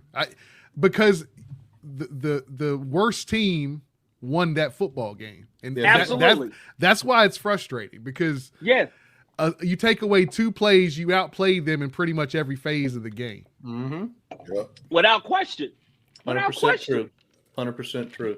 I'd argue we had the best players and we're the best team in most every of our games. The only argument against that was Clemson and Miami. And honestly, I feel like we beat Miami. And then Clemson, that was rough. That was a rough game to watch. It was a 10-point game. It was still close. Yeah, I know. We were still close. We had so much talent. That's what hurts. And we know. That is what hurts. And we're still going to have a lot of talent. We just got to put it together. And I feel like if we put it together and we make it click, we can really have a good season coming up. We really can. We just got to make it click. That's the biggest thing. What does every USAA member have in common? Family. We're one big family who supports the military community and their eligible families. And if you, your parent, or spouse served, you could join our family and save big on auto insurance. Visit USAA.com/join today to check your eligibility. Membership eligibility and product restrictions apply and are subject to change. USAA means United Services Automobile Association and its affiliates, San Antonio, Texas. Brooks Running reminds us that we're all powered by something.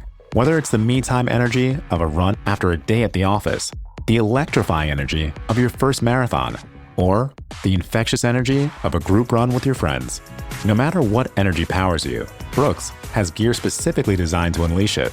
So lace up and let it out. Let's run there. Visit brooksrunning.com today to learn more.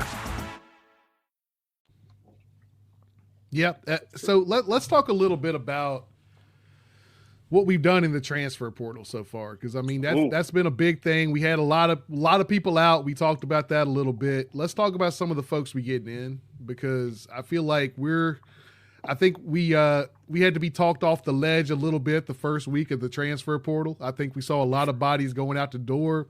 There was a lot of fucking uncertainty between who we gonna fire. All right, now that we fired somebody, who we gonna hire? Can we get guys in here while we're kind of in this transition phase? And then we started seeing them trickle in, and trickling in pretty good right now. We got a big crop of DBs that came in. We got a D lineman, got a couple running backs. So we're looking pretty good on those fronts.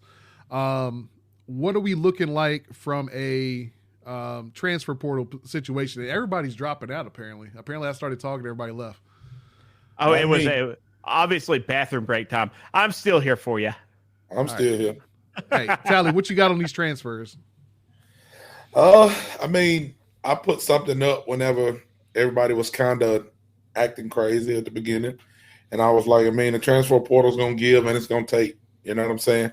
I think I said something to the effect of, we did get a 16 sack guy through the transfer portal, and somebody pretty much told me that I was crazy. That's not gonna happen, and well, you ain't gonna get nobody. Then we start getting people, and I'm like, yeah, that's what happens. That's what's good. That's what this new age of football is. So I will say, now specific, they upgraded the safeties room. Our starting safety played in half of a game, being Jalen Stroman, and we never seen him again because he got injured. So they went out and got some safeties, and a couple of other safeties that we do have are young and show promise. Q Reddish. So with what they did going and picking up Flowers and Cash, I think it's a good move because you bring in some veteran leadership, and you bring in some production. Both of those guys were productive at their stops that they were at. Then they get the ECU cornerback because we have Delane go in the portal, which again for me, I didn't expect to see Delane anymore in Virginia Tech, just because I thought he was going pro. I thought he would go to the NFL. For what he's going to LSU. Kudos to him. So yeah, I hate to see that because I'd much rather him go to the NFL and they say drafted from Virginia Tech, Mansour Delane, but he's got to do what's best for him. So either way it goes, I had already mentally made my mind up that I wasn't going to see him play at Virginia Tech anymore. So they go and get this kid from ECU, which is a serviceable kid. But I think we got young talent again in the room that can come in and play. We've seen Dante Lovett play last year, and I think it's just going to be reps for him to come in and continue getting better. Braylon Johnson, I think they kind of moved him to safety. We've seen him play his true freshman year, and he redshirted last year. We got some other kids back there, Josh Clark and Thomas Williams, a couple of those other kids, man, that we just haven't seen that now they're going to be going from, some of them being freshmen to they're juniors or redshirt sophomores, 3 years in college. If it's not your time to play, then when is your time to play? You know what I'm saying? Like we gotta start seeing some productivity from these guys that we do have. And like I said, they did go out and they went and grabbed Reddish's brother, bring him in another, bring in some more, veteran type players. That can show some of the younger guys. Because sometimes, and I'm gonna be honest with you, I have not watched a lot of film on the transfers that we're getting in, but I do know when you have somebody who's played at any program, they bring in some kind of way to be a pro, how to go through your game day, how to, treat your body when you're not playing, different things like that is some of the stuff that you need that's not shown on the field, because you got to have somebody who knows how to tell the younger guy, man, you got to go to bed at such and such time on game day, because if you don't get enough sleep and you eat Skittles all night, your body's going to react a certain way. Just little stuff like that, or you can't be up on the game. Wait a second. Hold on, real quick. I was busy as shit that week. because I was watching these transfers go out and I was freaking the fuck out, but I was too busy to like tweet about it. Yeah. I All right, definitely. I'm gonna answer Hashim real quick because we got a first time here. First of all, that is the Kirkland. That is the Costco 12-year blended Scotch. And Okay, so he's drinking Scotch from Costco. This thing finna blow up. You got the South Carolina Costco. South Carolina. Shout out to my cousin P who brought it up last week at the family gathering. Dan. Fuck, is that Matty that ain't B? Dan. That's Matty B. Oh, Matty B. Matty B got a whole setup.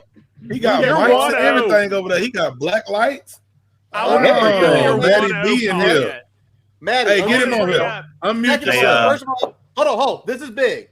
This is the first time we have ever brought a fan on mid-show ever. We talked about doing this shit before. Me and Brian have, and this is what we got going on. Maddie, he is fully embracing state of the program. He is drinking. He's got the old school TV logo. Salute. Frank Beamer 1993 Hokies hat on.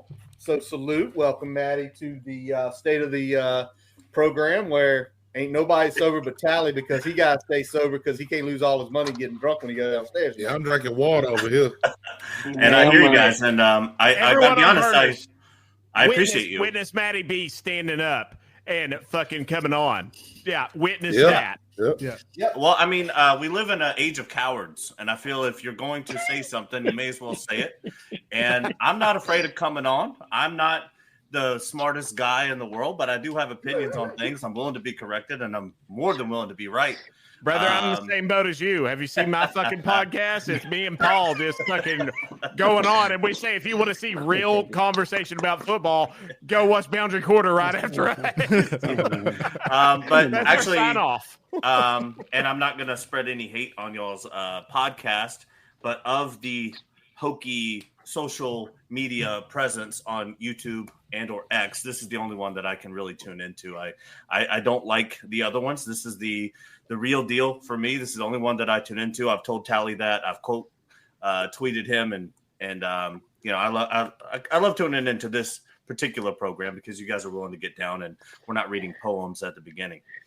But I would say that I like those guys, man. Come on, man. I've met them all.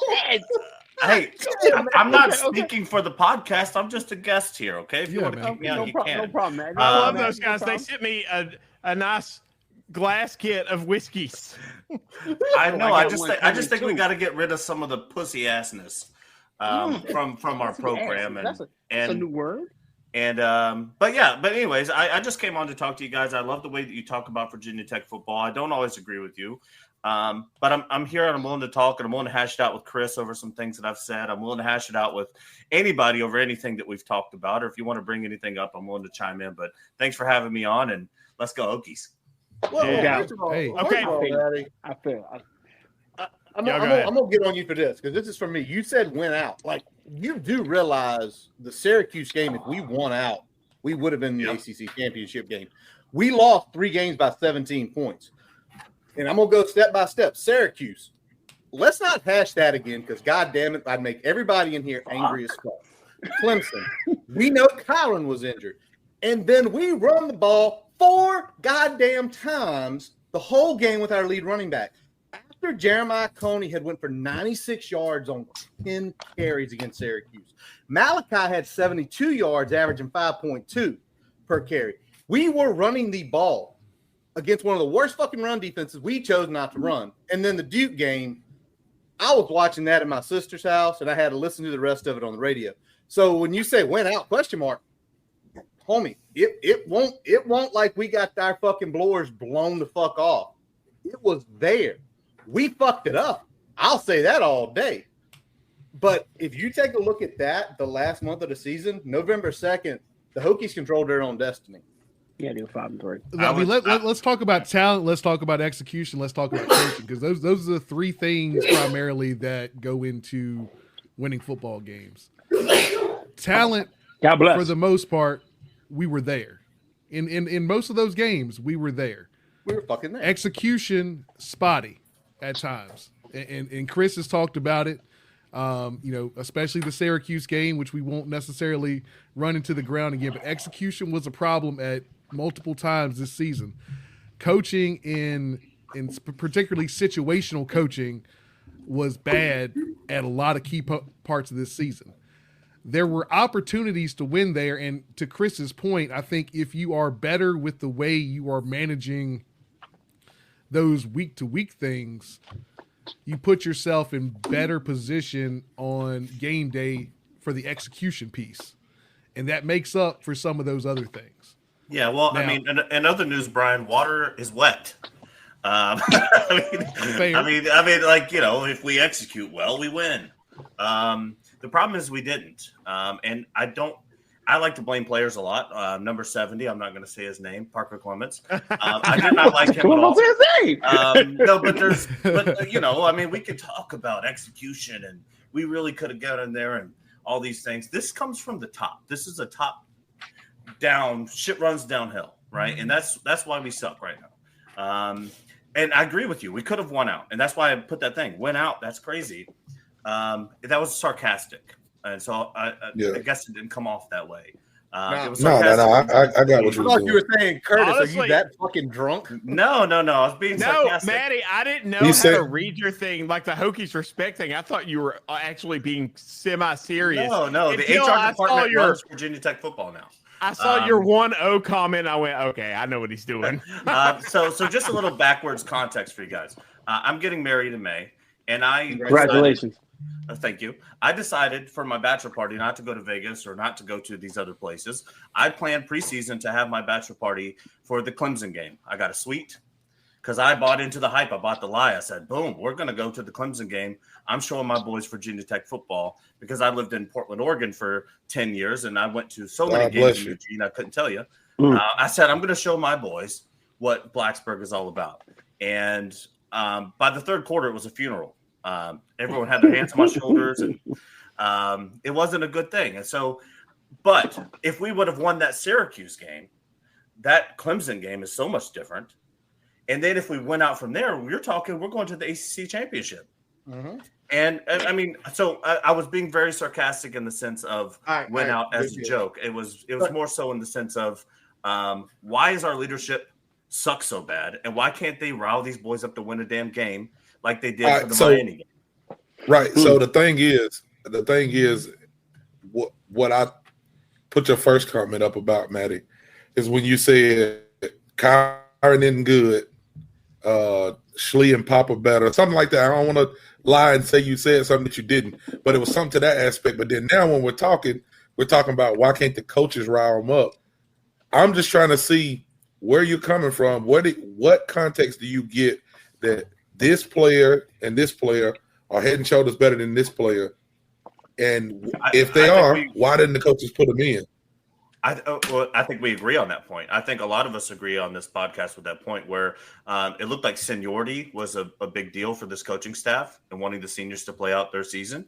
And there were players that were better that were not played because the seniors were playing. For example, Parker Clements, or for example, letting Kyron out there with injuries. He's obviously hurt. I don't hate Kyron Drones. I just think that he wasn't an effective quarterback in the system that we were running, especially hurt. We could have gotten through if he was fully healthy the whole season, but I think the coaching staff. You gotta stand on what you said. You gotta stand on what you said when you typed it. You said Kyron is not good. That's what you said. You're backtracking quite a bit. I want to go on what you said. You said Kyron is not good. Pop and Schlee are better. Why was he still playing? Right. So Kyron isn't any good.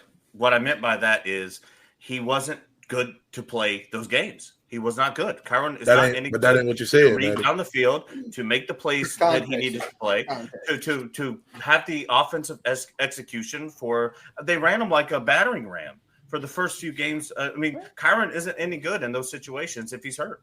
He's not any good. He can't read. But that's what you didn't say. But hold on. Hold on. Go ahead. This is what I'm going to say, Maddie. I'm going to kind of take your side for a second. When you're typing shit, that can happen.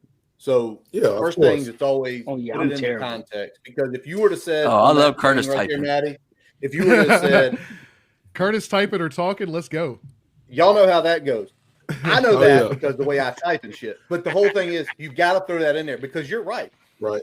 If that's your feeling, Kyron hurt is not them. I think everybody, all 7 of us here agree, and probably all 478 people watching us right now agree. Kyron banged up was not as good as those guys. No, they weren't. Well, see, this you got to make sure you put that in context. Because the way we read it is, wait a second. Kyron Jones last year, 17 touchdowns, 3 interceptions, starting at the Marshall game, which we want to go back to 2023. We can always say this program was the first program that said Kyron Jones should have been a starting quarterback. We said it right after the spring game with Mike McDaniel sitting here. Mike might try to join us later if things aren't happening at his house. But the context has to be there because when we're out in this sort of arena, all we see is Kyron isn't as good. And it's like, first of all, we had a chance to talk to Kyron and everything. Right.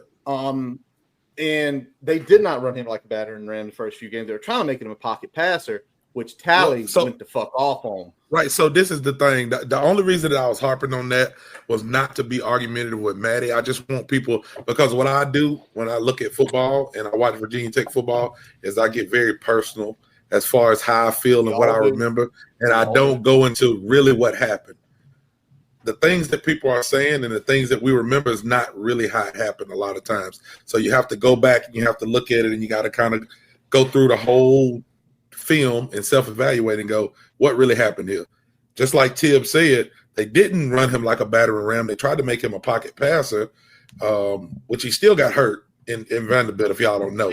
If you was at the game, you see Let's run with that. Let's run with that. But my thing is, but what I'm saying is, when we seen Kyron play last year, and it ain't just the fans, it was people who weren't Virginia Tech fans said, this kid has something. This kid has something. He may be a dark horse Heisman. I didn't get to that far, but some people had that. Some people said he may be ACC Player of the Year, a couple other things, whatever the case may be. If he gets to that form, Virginia Tech can do this. Apparently that didn't happen. We seen what happened this year. Injuries, him not being good, whatever fans want to say, whatever we think. But what I'm saying is when you say the other quarterbacks had the same offensive coordinator, all I'm saying is the other quarterbacks came in and got hurt. Or the other quarterbacks came in and we still lost games. We still didn't win. Like, what did they do so good that made us better? Again, any quarterback that would have played, any quarterback that would have played would have beat UVA. That's what I thought. Let's stay on the topic. All right. So let's look at this. If I were to go to any of Kyron's games this year, any of them, and then we run, let's just go to the just extended replays on YouTube they show or the condensed version of games. Would you say that Pop's and Schlee's games look different than Kyron's? Kyron was hurt. He got hurt in Virginia. We can start at the first game of the year. We can start at the first game of the year. He was hurt in the first game of the year. He got hurt. You don't remember when he was laying on the field? He was laying on the field face down. So why was he playing? That's the question. You said the offensive coordinator made the other two quarterbacks look good. I'm saying, why would they let him play and he's hurt? When we talked about this in the space, the offensive scheme, everything was different.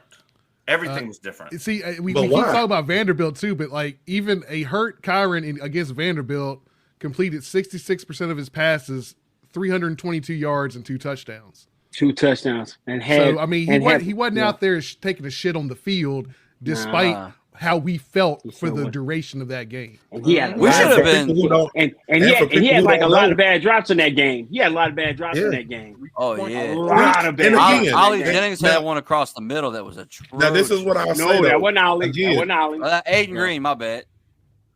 And what we'll say to Maddie's point, I'm not saying Kyron is above criticism. I'm not saying that at all. But what I'm saying is that this coaching staff, 100% for a fact, knew that he was going to be deficient for certain reasons because he was hurt. And they said, hey, can you please do this for us? Can you please go and do this? Because we don't want the optics to look this way. And his parents and him said, we're going to let that happen. So fans can go, when Chris said the kid took all the arrows, he took all the arrows for this year. Took them all. He wasn't even. He came back. They stopped him from going to school. He didn't go to class any during the Georgia Tech week. he had 3 MRIs that week or that month. He didn't go to class at all. So they knew he was hurt. And he went and scored a rushing touchdown, a passing touchdown. Shouldn't have been in the damn game. And a receiving touchdown. He shouldn't have been playing. But they said playing that week. The coaches were playing this game where they were saying, we got to win. This is the more important game. So let's do this. And then when they played the game of, well, he might play against Syracuse, he was supposed to be in a boot that week. This isn't something that Tally made up. You can go check records or you can talk deep enough in Blacksburg and they'll tell you. He was supposed to be in a boot against Syracuse or coming out, but they said, well, let's let him warm up so we can trick him. All of the media knew. All of Virginia Tech media knew. All of them knew. And they trusted Prime because they wanted to try to help him win. What other than money would make that decision happen?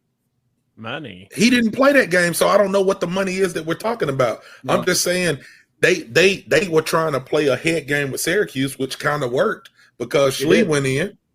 You know what I'm saying? Schlee went in and played, and he played fine until he got hurt. You make them prepare for 2 quarterbacks. Now, that being said, I don't understand the mind games to the point where when I look at Colin Schlee, other than his physical stature, right? I mean, Kyron is imposing from a physical standpoint. But other than that, their games are very similar. Very much. Right. Very similar. Very much. So you're not necessarily even playing a great head game because you're still preparing for a similar type of quarterback other than the fact that Kyron can run you the fuck over. Right. Hey, Matt, can I ask you a question? Maddie, hold on. Let me say this right quick to him, Curtis. Go ahead. No. Mine's legit. Maddie, did you go? No, I was just going to say, Maddie, I'm not cutting you off on the stuff that you're saying because you have your right to have any thought process you want to. We all fucking mad because we didn't win this year. But I just want fans that when we're talking, I just want fans to look at the complete package whenever we're talking about stuff. Because a lot of times we go to players, and sometimes it's player, coach, player. Sometimes it's coach, player. You know what I'm saying? We got to get on everybody. And Maddie, you do that. You get on the coaches too. I ain't saying that you cross them out, but I do feel like a lot of fans give Bowen a pass, and I fucking don't know why. Because I'm gonna tell you right now, I'm on his ass just as bad as any of the other coaches. Because he got everything he wanted back this year, and he didn't do shit with it. That's my opinion. Maddie, my fucking point with fucking Bowen is he got everything back, but he did not take care of the offensive line. You cannot build an offense without a fucking offensive line. Go ahead. Maddie, did you go to Tech, first of all? Yes. What years? Briefly. It was between 2008 and halfway through 2009. I dropped out and I started selling drugs. Hey, same as Dr. Jeremy, but he graduated. Yeah, we went to school the same time. Yes, but I grew up in Blacksburg as well, so I grew up in Blacksburg. Yeah. So, Fatty. I went to Blacksburg Middle School, and then Christiansburg High School, and then to Tech. So, you probably went to the old middle school before it was torn down. Yeah, before it was completely destroyed. Yeah. Luckily, I wasn't there for that. But you were not in the actual building. I'm very familiar with the area. It's important to me. I watched a small town transform from impoverished to, having the football team is super important to me because of how I saw my community transform. So I guess I have a little bit more heart in it than I probably should sometimes. Your heart in the right place. Don't do it like that. Your heart's in the right place. I think what you're saying is that there's enough, and me and Tally gone around with it. It's enough blame to spread around all across the board. I love this staff. I love this school. I love this program, and I'm relatively new to it. But it's still to the point where there are certain things along the way that, and for me, and just for me, just like Tally said, that Georgia Tech week is the week that turned it for me, because you had the opportunity to do certain things. Slee wasn't coming back. Play him. Get Pop prepared, and whatever happens. But a lot of these guys, they came on y'all's show early last year. I remember Kyron saying, "Hey man, we came back to get prepared to go to the pros." Yep. And I kind of say to a lot of the guys, because I talk like, I play where your feet are planted. That's going to happen. If it's going to happen, it's going to happen. But play where your feet are planted. But they were playing for the league in August.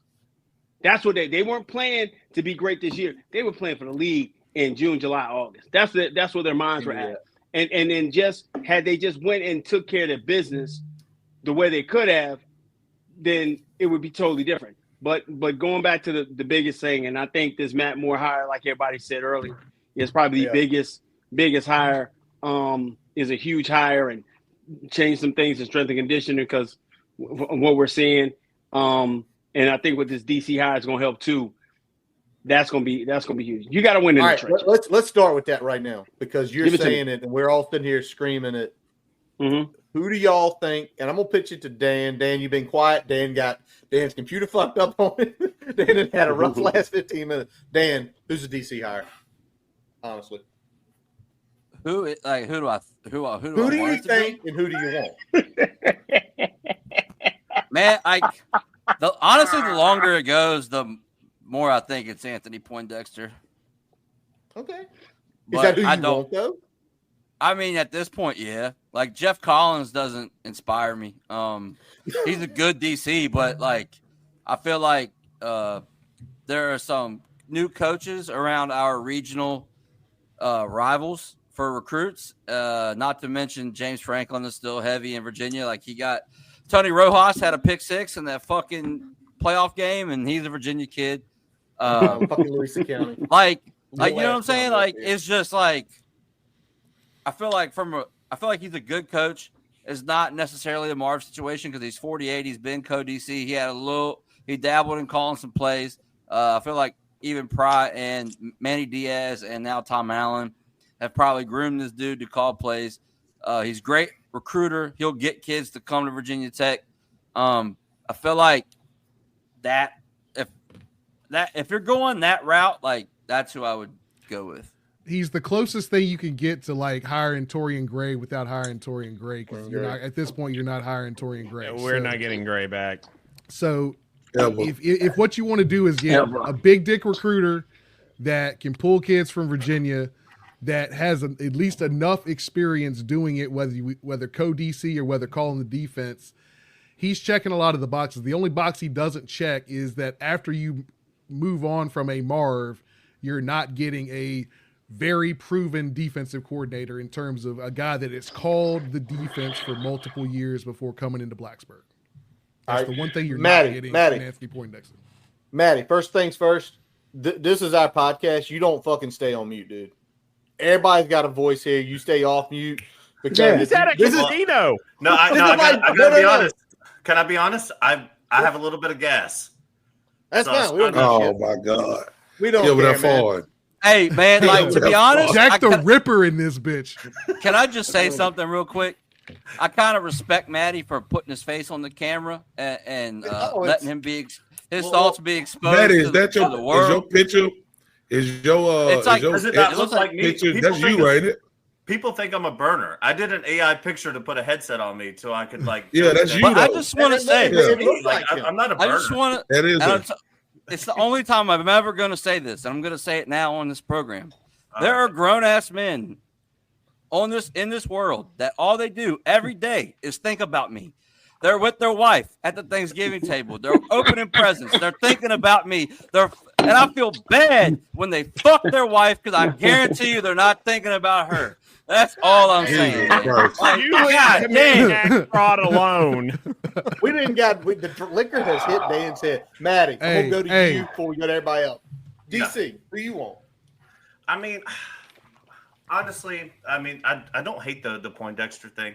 I really just want someone who's called snaps before. I'm kind of with you guys. I don't really follow the coaching trail and all of these things and really try to dive into all of them. I want our leadership to pick somebody who's good. I hope that Pry would, He didn't before with Marv, so my trust is a little broken. But I'm not going to go through every single potential coaching hire and their resume and all these things. I want a culture fit. I want somebody who loves Blacksburg. I want somebody who loves Bud Foster. I want somebody who can really foster under. Oh wait, pun intended. Under that care. I don't have like somebody in mind. I don't. I just want them to play Virginia Tech style defense, and I want us to be aggressive, pin our ears back, and get blown out on third downs like usual. Yeah, I mean, let's talk about this comment from Andrew because I think this is kind of at the crux of the two biggest names that have been floated out there in terms of AP and Jeff Collins. He makes a good point. I like the point here. The only thing that I will say is that we've talked about Pride needing somebody that can help him with in-game management. That's been a big problem. Off and on throughout his tenure, it shows up big time in one-score games because when it's tight, you see the flaws a lot easier. And we've seen the flaws in one-score games, Pride's decision-making, and crunch time. So Jeff Collins could potentially help with that. I'm still at the point where Jeff Collins rubs a lot of people the wrong way. I don't know how good he would be in this footprint. Was Jeff Collins at North Carolina this year? I don't know if I trust the coach that gave 70 burger to Did they have a basketball score against JMU? Right. They did. Yeah. That motherfucker can't come here and coach. Hey, man. Listen, he gave up 70 points. Marv was bad. He need a Chris, you about to say something. Resume guy to be a game manager. Does that person really have to have a big resume? I almost feel like you could go to Tech Sideline and bring on David Cunningham, and he would game manage pretty well. Let's find. He could do it. Yeah. I know Sheldon could do it. Okay, my fucking nephew's playing NCAA could game manage better than we fucking game manage. Go online. Find the 100th best NCAA player. And they're going to go in game man. They would be, but if you want to have an adult do it, Sheldon is my first, second, third, fourth, and fifth choice to be the game manager guy. Sheldon is my stats child. I love him. Shout out to Sheldon. Sheldon couldn't make it tonight, but here in spirit, going back to the question though, what Curtis said and what Curtis said and LeVar just put it up as well. I never paid attention, but JMU's defensive coordinator would be a good hire. But just thinking about things logically now, it's like if some of these people were the hire, why wouldn't they be there? Like if Jeff Collins was the guy, right? We're trying to get portal people in. Why is he not there? If Lyle Hemphill why have we done so good with DBs in this transfer portal cycle? Right. So it's not so much that I think of like what I want or what I think is good. I'm just thinking like what it could be. I'm trying to play Clue. You know what I'm saying? And I'm tired of doing it. I just want y'all to maybe say make the hire and it be good. What if money were not an object and we could hire anyone that may be available here in this offseason because of a firing? I'm just saying Brent Venables is right there. After he just lost to Navy? But he's still coaching though. Yes, he's still a great defensive coordinator. Yeah, he's a good defensive coordinator, though. I don't think he's a good head coach. He's been shattered. He's been shattered after leaving Dabo Swinney. I just no. I don't think Venables. I mean, if we're fantasy booking and we got all the money in the world, fucking Nick Saban's on College Game. I mean, yeah. So get out Jones. Pay a defensive coordinator. Let's go get Saban. There's been some crazy stuff going on. Yeah, Michael Vick is a coach. Michael Vick is a coach at Norfolk State. Deshaun Jackson is coaching. Bill Belichick is coaching in college. Like, what is going on right now? This is crazy. I don't know. By the way, what's going on with Belichick? I have no clue how to feel about it because I don't think he's going to be a good head coach in a college situation. But he still will have more money than anything that I think we've encountered in the ACC ever. So they're really investing in the program, and I can't wait to see it fall flat on its fucking face because fuck UNC. Yeah. But I mean, what about Bam Bam Cam? Where's Cam Chancellor at? Don't you think he could come in and do something? That ain't Cam's steal. I don't think that's Cam's MO. I think Cam is just enjoying life. So I mean, Cam's running a restaurant. Yeah, Cam's enjoying life, man. Cam's got Austin Beaver tried that too, and if you've been to Blacksburg, you know that didn't work out very well. Hey, Bud's Chris, I'm gonna pitch you in a second. I'm gonna light up Tibbs' ass real quick. Tib, you don't know about Oklahoma culture football because Bob Stoops was the fucking defensive coordinator of Florida in the 90s when they lit fucking people up. When he got to Oklahoma in the early 2000s, Oklahoma was a fucking defensive fucking beast. They held fucking Florida State to 2 points in the national championship games. Guess what? The only way you score points is 2 points is if you sack the fucking quarterback in the end zone. They did have defensive culture there. Over the last 25 years, it has transitioned to an offensive culture. Listen, don't fuck around with me about fucking football history because I follow that shit. Hey, real interesting. Since Bob Stoops retired, Oklahoma's won 2 bowl games, and one of them was coached by Bob Stoops. One coached by Bob Stoops. The rest, and they lost today to Navy. But by the way, they did the right thing. You go for 2 at the end of the game in a bowl game. You try to win the motherfucker. Hey, Chris, because you're down in the 7-5, and this is a topic I did not plan on bringing up tonight, but what has been that feeling with Mike taking the Norfolk State job down there, man? Because you live in it, and Mike is an icon down there. Yeah, well, Mike's not just an icon down here. Mike's an icon nationally. I think that's one of the best redemptive stories anybody could ever talk about. But I'm kind of torn in the midst of it because my daughter goes to Norfolk State, and she's been on my ass for not having any Norfolk State gear, and so I had to go buy stuff for Christmas just to have Norfolk State. But it's a great opportunity for him, and to get a lot of the kids. Y'all know, every kid is thinking, "Hey, I should go play big time Power 4 football." And a lot of kids have had Norfolk State on the back burner where like, okay, if I don't get there, then I'm going to end up going to Norfolk State. Well, that's going to shift because they're going to have to get their one.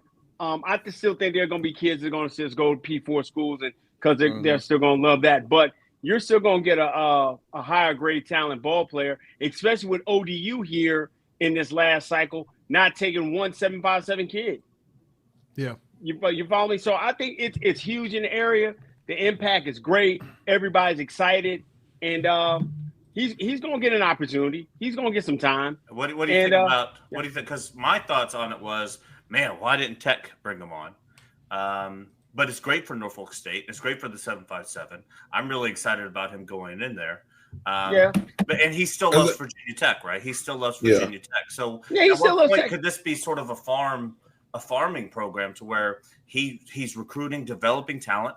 He's going to want to win his games, but where he could funnel some talent to Virginia Tech out of the 757 after getting some snaps. Well, we got a big enough farm system in the 757 that because of pride, because of the relationships with Fontel Mons and JC and all these guys, we got enough people that get the best players out of here. So it's not going to take for Mike, hey, I'm going to store a kid over here and I'm going to give him There's enough talent to go around. With the new thing with the JUCO guys going, I feel bad for a kid that's in high school right now. I'm gonna be totally honest with you, because unless you're a top tier kid, that's probably gonna turn around and end up being a problem because people have to win. Okay, so they'll go get the best first, second, or third best JUCO player, bring him in to play for a year or two, and then turn around and you got 2,000, 3,000 kids jumping in the portal. That high school kid is going to have to come in and be elite. And having that whole year, they're going to have to come in and know they're going to redshirt. And it don't matter because they won't have the time to be better than a guy who's been on even a JUCO training table to be able to come and outperform him. Right. I'm telling you, man, the biggest thing that for most kids when they sit, man, is they haven't been eating enough at home. Mom and daddy ain't been able to feed them enough for them to play Division I football. That is the big thing you're dealing with. So let's circle back on this a little bit too, because Maddie, you brought up Cam Chancellor. What I see is that you're gonna see some kids like Cam Because in today's game, Cam would not have gotten a P4 ride. Nope. Let's be honest. No. Zero chance. Yep, Zero chance. In today's game, he would not have gotten a P4 ride. You're going to see guys like that get a chance at a Norfolk State. And then when they develop, they're going to take that big jump. There you go. That's it. Cam also wouldn't have been as overlooked now. Recruiting's a lot different. Recruiting services. That is fair, different. but I'm saying you're not going to see a 2.5-star quarterback out of high school get a P4 look.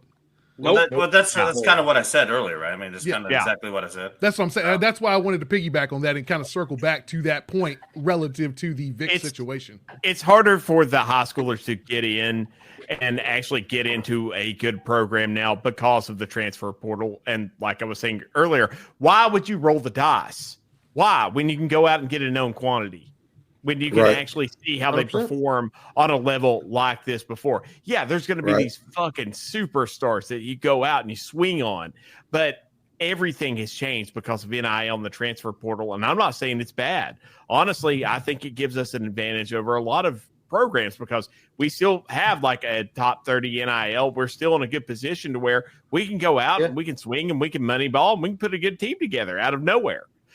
Yes, we can. So it's not necessarily bad. It just sucks for these high schoolers.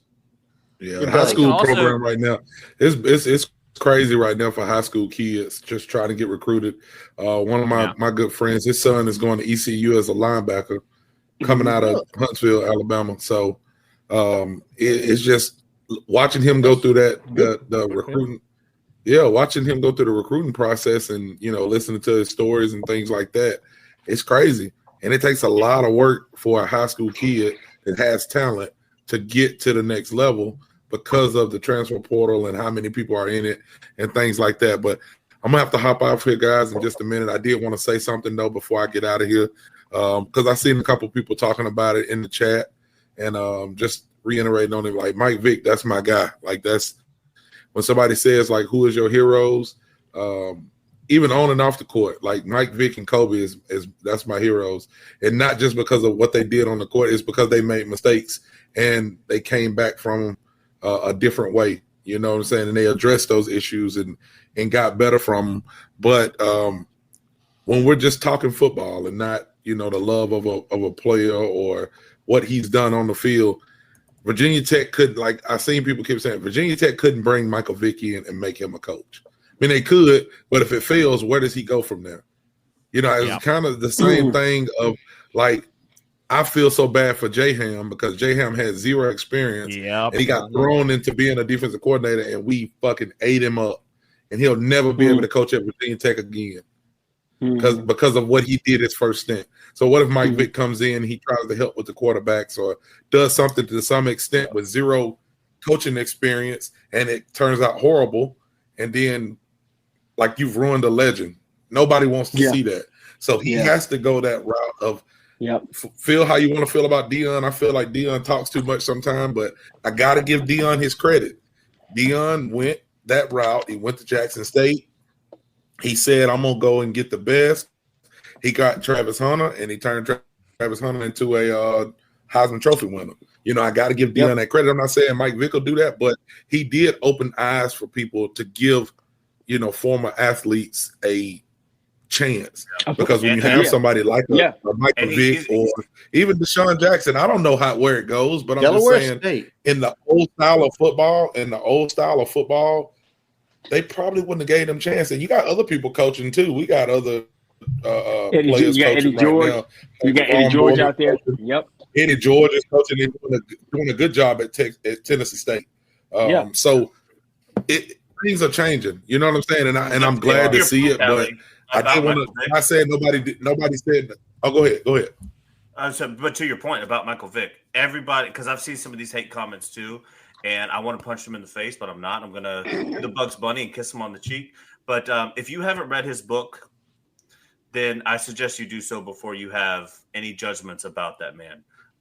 He served his time. He did what he had to do. He's admitted to his wrongs, and in his book, it's very clearly laid out about the man that he is now. So for all the Michael Vick hate, get the fuck out of here. That boy is from the 757. Him and Allen Iverson changed both their prospective sports. They both came from Virginia, and put some respect on that man's name. So Michael sorry, Vick, because of what he's done. Michael Vick, because he's what he's done afterwards, has done more for animal advocacy and actually advancing taking care of animals than almost anyone else in existence. So fuck all y'all. Yeah, but also people don't understand the cultural region in which these things are fostered. There's a whole bunch behind it. So before you have a stupid opinion online, like I do often, try to at least read into it a little bit. Michael Vick is a good man, but he still wears. That'll take you down a whole nother rabbit hole. Hey man, that'll take you down. That'll take you down a whole nother rabbit hole. And you know, I've always wanted. I wanted to sit down with Dwight and tell him exactly how I feel about it. Most people won't understand it. Some people will understand it, but you know, yeah. That's a totally culture thing. Totally different conversation, man. Real tough. Yeah, man. I'll just say I had a conversation with some true animal lovers about that situation, and they probably think I'm the Antichrist or something because of what I said about a couple of different things that was going on, and this was right in the middle of it because they was, I can't believe you support him during this, and I'm like, man, I done seen some stuff where I come from. I'm gonna just tell you, like, y'all see people going out and killing elephants and jaguars and stuff like that. Like that stuff look weird to me, but when I see, anyway, I ain't gonna get on that tonight, y'all. Like I said, I gotta get off here. I love y'all, but hey, man, I do gotta go have a good one, man. So, enjoy with your wife, man. Win some money for me, man. Win some money, Tally. Roll up, Tally. Here's something about. I'm about to go bet on some games. Hell yeah! Do you think? Something about Michael Vick. Something about Michael Vick that doesn't ever get brought up that I like. That people need to realize is this man could have filed Chapter 7 bankruptcy and not paid shit. Like he would have been off the hook. Like he could have liquidated his assets. He wouldn't have owed any money. He chose to file to pay his debts back completely. All of them. Millions of dollars. He chose to pay it back. Character. Well, I mean, again, because I grew up in Blacksburg, he's a lot different to me. Kids couldn't afford school clothes before he showed up in Blacksburg. Yep. We were a lot of money runs through this town because of Michael Vick. I love Michael Vick. And I love my dogs, man. I love everybody. I mean, Michael Vick, I mean, my parents are more affluent. A lot of my friends' parents are more affluent only because the area became more profitable, and that only happened on the legs of Michael Vick, and so he will always be a hero to me. You didn't even need to try here. You could just sit on real estate forever, and you'd be rich in Blacksburg. It was worth fucking dirt. I love this entire thing, and I made a whole thing about it. Like, it's everyone in Blacksburg just like, oh, no, we need to stay this little small town. And they idealize like the 1950s when no one wanted to fucking live here. It's ridiculous. There's a huge contingent in this town that wants to hold the entire goddamn fucking town back all the time. And it's ridiculous. No. But hey, that's just Jeremy. I know. Blacksburg on the rocks, ladies and gentlemen. Roxburg on the rocks. We discuss that often. So now okay. Mike needs to go and get some experience under his belt because there's a difference between being a high level player and being able to coach on a high level. It's two different things. Get some experience, and then I would love to see him again. Honestly, that would make my heart sing. I would love to see him. It's also a different thing, but if Shane would have came here first and failed, he'd have been fucked too. Well, that's why he left. And there's still a Game of Thrones redemption arc for him. The banished son returns to claim the king's throne. There's still that arc for Shane. I don't know. I've talked a whole bunch of shit on Shane in the meantime. Y'all can have that whole. We know how Chris feels about that. We know how Chris feels about Shane being y'all can have that whole fantasy about Shane on your own. Yeah, but I guess from somebody like me, I guess, and maybe this is stupid, maybe it's ignorant. I just want somebody who has to care about it. Like I feel like Shane would have to care about it because it's his dad's legacy. I want somebody who cares. I feel like Pry has to care about it. No, Pry care about it. Don't get it twisted. He don't care about it. This was his bump. This next year is he's got to make a stride. He had a shirt out last year. 3, 7. I got it. Oh, hold on. Yeah. Memento, sir.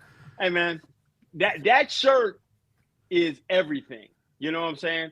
And I'm a gear hound, and that's the one shirt that I don't have. It's two shirts I don't have. I don't have that it I've been dying to get. But that 3-7 question mark one, there you go. Go and show it. That's huge. That question. The goal was that question mark shirt was supposed to be double-digit wins. Yeah. Now he's got to be to the point. Whatever slogan they come in this year, it's got to be about getting to 8-9 wins. You know what I'm saying? It's a sick shirt still. Oh, it's still hot. Sick shirt. Yeah. Rest in peace, G's goal. Yeah, and so that's huge. That's the number. So you saying dove emojis in the chat. So at best, it's going to be 377 at this point. It's going to be 377. No, yeah, it's 377. But this year is huge. Everything was pointing towards, we thought 23, but them coming back, we had this high expectation of everybody was going to come back and tick up. But I'm going to be totally honest with you. I think only a few guys ticked up to the next level. Like, you guys we talked about, huh? Yeah. You guys ticked up. My coaches didn't. Yeah, right. So Bayshaw ticked up. APR ticked up. I think, that's it for me. That took that next step. Yeah. You know what I'm saying? Jay Lane was hurt. I'll Jim West, BT, I just got to say, Pryor cares about it. It's the only thing that get him out of Penn State. No, a few extra $1 million a year will also get him out of Penn State. Let's not so we can say that there was probably only a handful of jobs Pryor would have taken out of Penn State. Let's be honest. There was a handful of jobs Pryor would have taken out of Penn State. Yeah. So this I was said one this of them. earlier, right there. So he cares, but he would not have to fired Jeremy's Mark point, if he didn't give a shit. Exactly. Oh yeah. Because hold on, because this is going to go back to the right. last guy. Because if the last guy gave a shit, he would have fired about 3 to 4 people. Woodson ticked up. Woodson definitely ticked up. Yeah. Woodson took somebody's but Woodson was coming. Job. Let's talk about Jaden Keller. Jaden Keller finally took the step we were expecting. It's probably a year too late. Game 6. A year later than we wanted it to be. But I think that came with him having. But that's when him coming and having a true might. Brumfield, even though he may have been undersized, he was still a true might to kind of show him. And they've done that here, just from what I've seen. Canteen was the guy to kind of get Mansour and Strong to the point you could feel they were good out there. That's why they kind of brought these cornerbacks in to kind of, mentor Lovett, mentor the Josh Clarks and the Christian Williamson and things like that to mentor a Q Reddish. So that's what's going to end up happening. The kid from ECU is a film hound, dude. That dude is right. He is the new Canteen. Right. So the only thing we've never had here is a true Mike. The only problem is he gets there January 19th.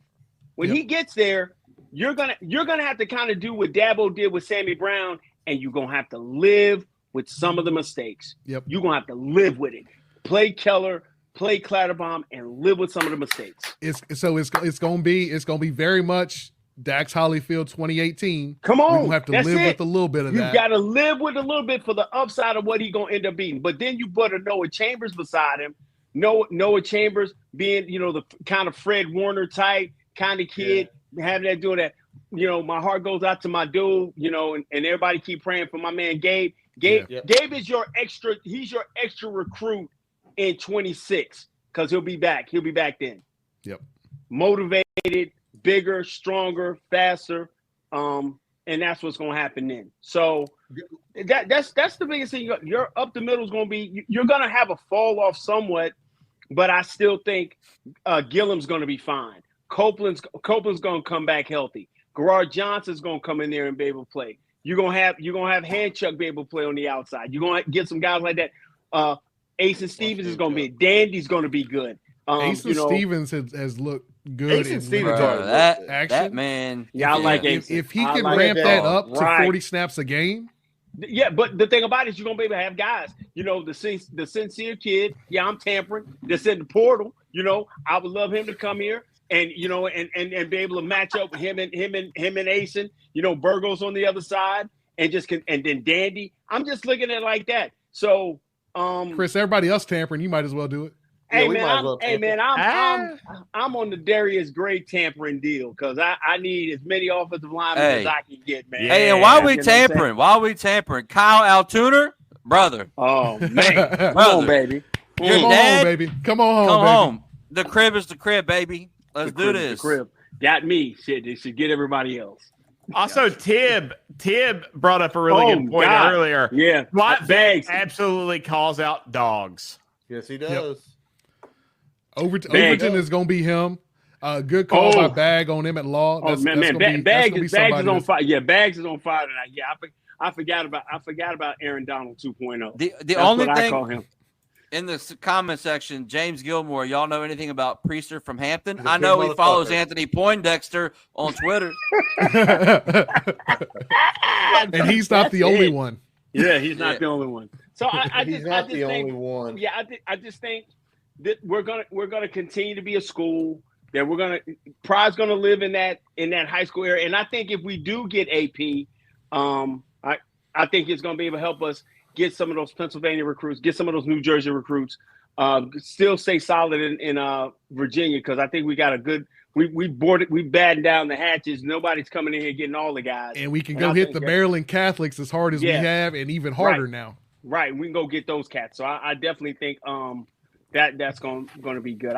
Y'all were saying about Poindexter. He was the one guy that when we were recruiting, he was the only guy that talked to us. He was the only guy that went to talk to us. We went to Penn State, and it was really a disappointing trip for the kid, because we had did that time. We had did a trip. We went. We came to Tech, then we went to Pittsburgh, and we did West Virginia. Then we went up to Ohio to see my in-laws, and we came and did Pittsburgh, and we thought Penn State was going to be the cream of the crop, and it was highly disappointing. Love James Franklin. Didn't talk to the wide receiver coach, and Anthony Poindexter was the only one that sat there and talked to me and my wife the whole time. Good coach, good guy, solid guy. When we came back up there, because the kid wasn't going to go back, he was like, "Hey, I'm not going back up here for nothing." It was so bad. We went to the junior day, kind of like our Hokie, our Hokie Fest, where the class, the 20, I think at that time it was the 22 class, 23 class, they were all coming, and then you had your high notable 23 guys. And when Key went there, he was like, "Man, I don't even like it." And then, matter of fact, the wide receiver coach came down in the hotel. He was walking past us, and he was like, "Yeah, I'm about to go holler at one of my buddies," and didn't even talk to Key. He said, "Okay, well, that kind of ends the deal for me. I'm not coming back up here." Yeah, so they kind of were out, but Poindexter talked to us the whole time. Was very personable, good guy. Remembered us when we came back up for the Penn State Ohio State game. The only reason we went there that time because we wanted to see Marvin Harrison in real life. I ain't gonna lie to you. That's what I wanted. I'm gonna make this point real quick about this coaching staff. Yeah. This coaching staff, since day one, when they decided to recruit the portal, because the first year it wasn't many portal guys, which I think we all said was, you lay the culture, whoever's here, if you're good enough to play, you play. Right. They have hit the portal pretty fucking good. They are good at actually analyzing guys and saying, that guy fits, that guy fits, that guy fits. Thank you for bringing that up. But, y'all, what else is going to happen? Because the move looks like Poindexter. If Poindexter is the guy at safety and he's going to be the DC, go ahead, put the one James put up. James is always on here with us. Does that happen? Yes. Maybe. Yes. I think right now he's like auditioning for this, right? Because he's leading the bowl prep and he's coaching it in the bowl. So there would be some sort of proof in the pudding, so to speak, on that one. Yes. That's we talked about as far as coaching changes, Ferg being the in-house hire that we're comfortable with. If AP is the guy, a DB at linebackers is the only other in-house hire that I'm good with. Absolutely.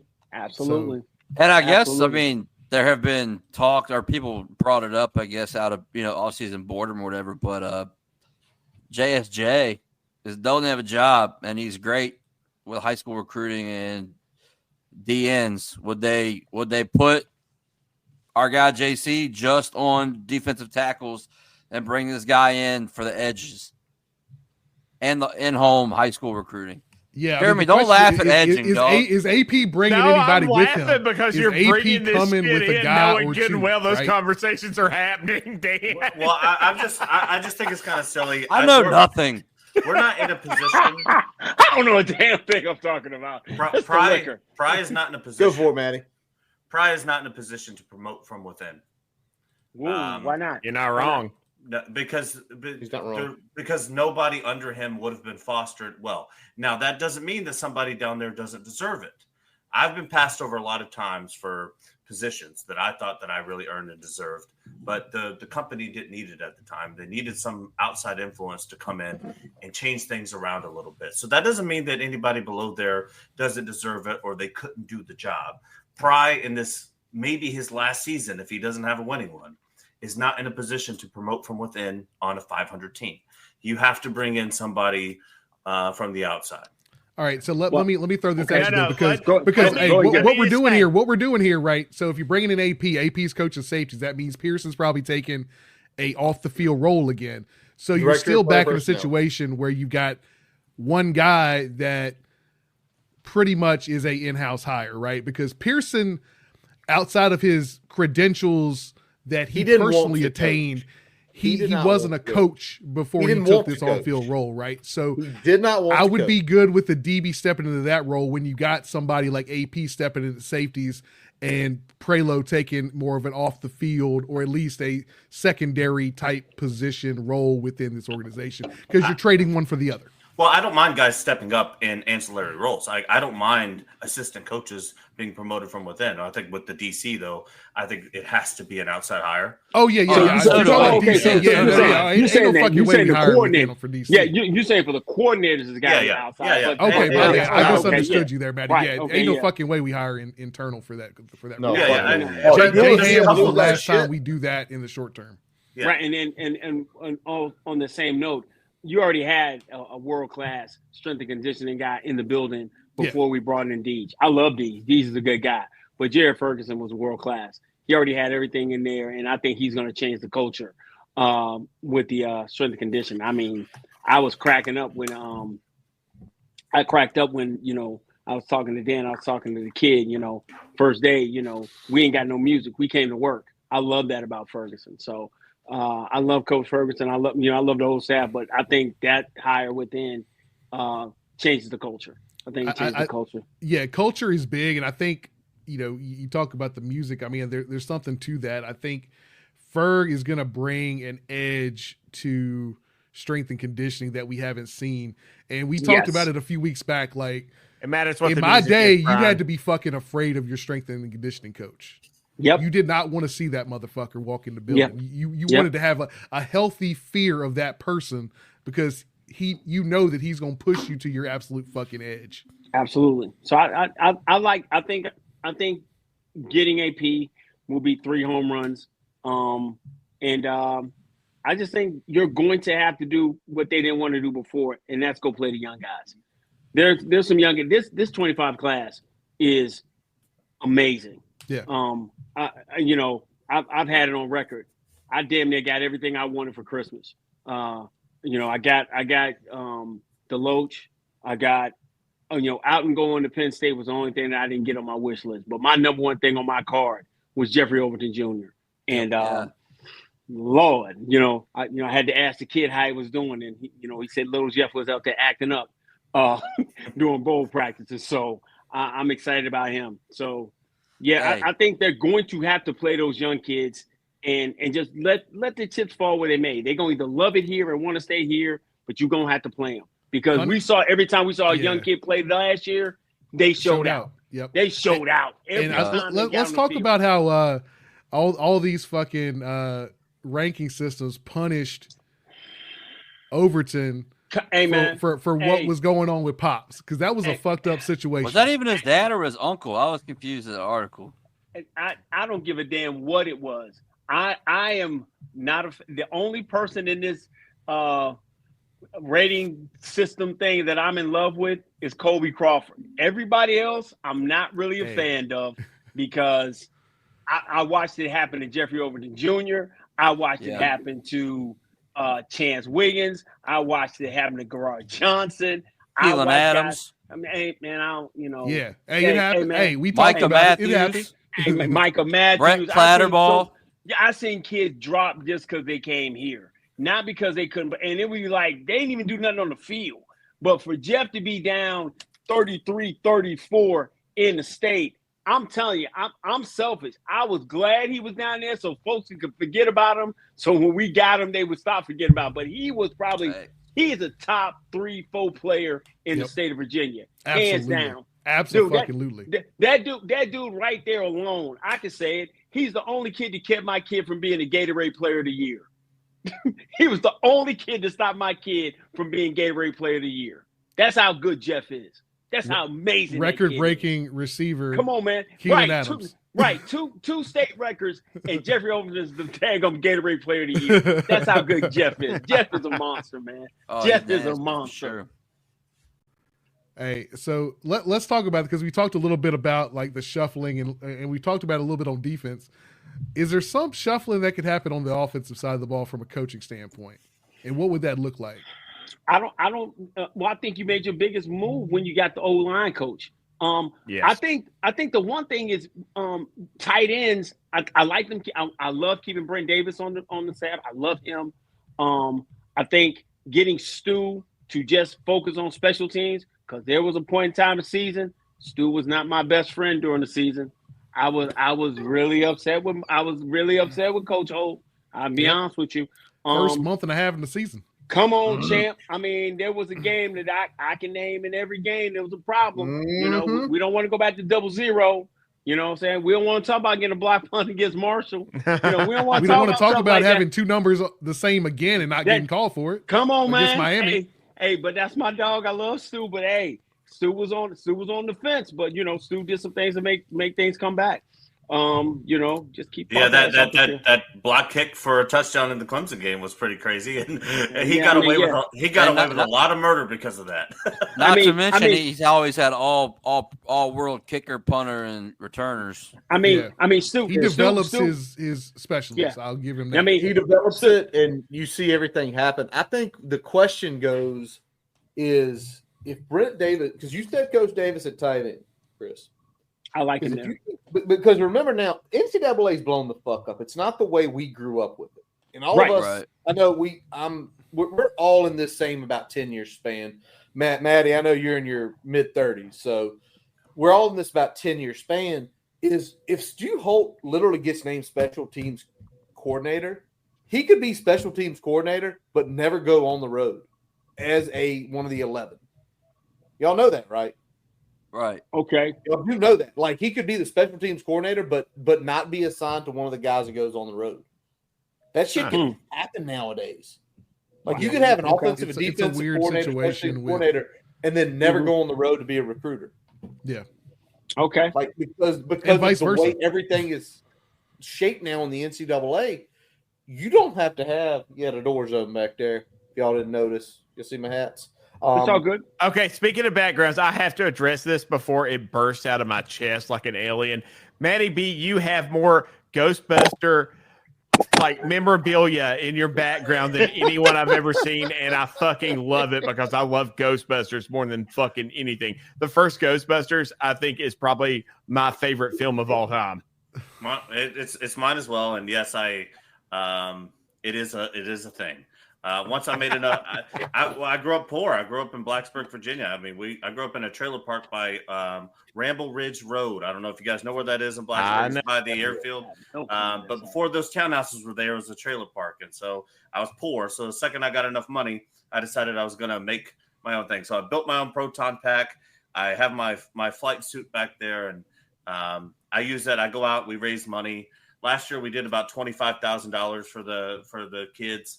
So yeah, Ghostbusters is a big thing for me. So thank you for man. Fuck yeah, man. Yeah, dude. I'm talking about man. Hey, if we're talking about position shuffling, maybe.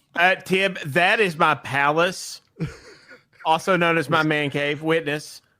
Yeah. Also, I have the picture of me in the background. Good thing we're not past January 20th. There might be a drone strike coming in. That's right. Yeah. Hey, Dan, what you got? quarterback coach? Question How mark? we feel? Question mark? Yeah. Hey, we had addressed that a little bit on here. We had talked about, all right, so if we're shuffling offensive side of the ball, are you shuffling Bowen back to tight ends, and are you bringing in a QB coach? If you're making Stu Holtz your full-time special teams coordinator, taking a position group away from him, is that what you do? I think I know what Chris is going to say, and Chris is going to say, I don't want a tight end coach calling plays. I want my OC focus on the offense, okay? That's what I want my OC doing. But you have a quarterback coach. You have one. Brian Chris is your quarterback coach. And if anyone doubts that Brian Chris can coach quarterbacks, his son plays at West Virginia. Hampton City, baby. Hampton City's finest, baby. You know what I'm saying? So let's get that out the way. I just think the kid said something that the staff is going to have to do, and it's going to be across the board. You're going to have to kick somebody. You got to cut somebody out. We've got this culture. We want this is home. But I don't know about y'all. I got cussed out in my home as a kid. Hell yeah. I did not love my parents any less than anybody else. They're gonna have to turn the heat up in some areas to challenge some kids and be able to do some certain things. And they're gonna have to grow up and man up on certain things and make things happen. So Brian Chris is your quarterback coach. I want Brent Davis in the building. I love what he brings, especially with the run game and the different things we can throw into the run game. I want my OC focusing on the one thing Bowen said to me in recruiting. He said, "I'm gonna get you the rock."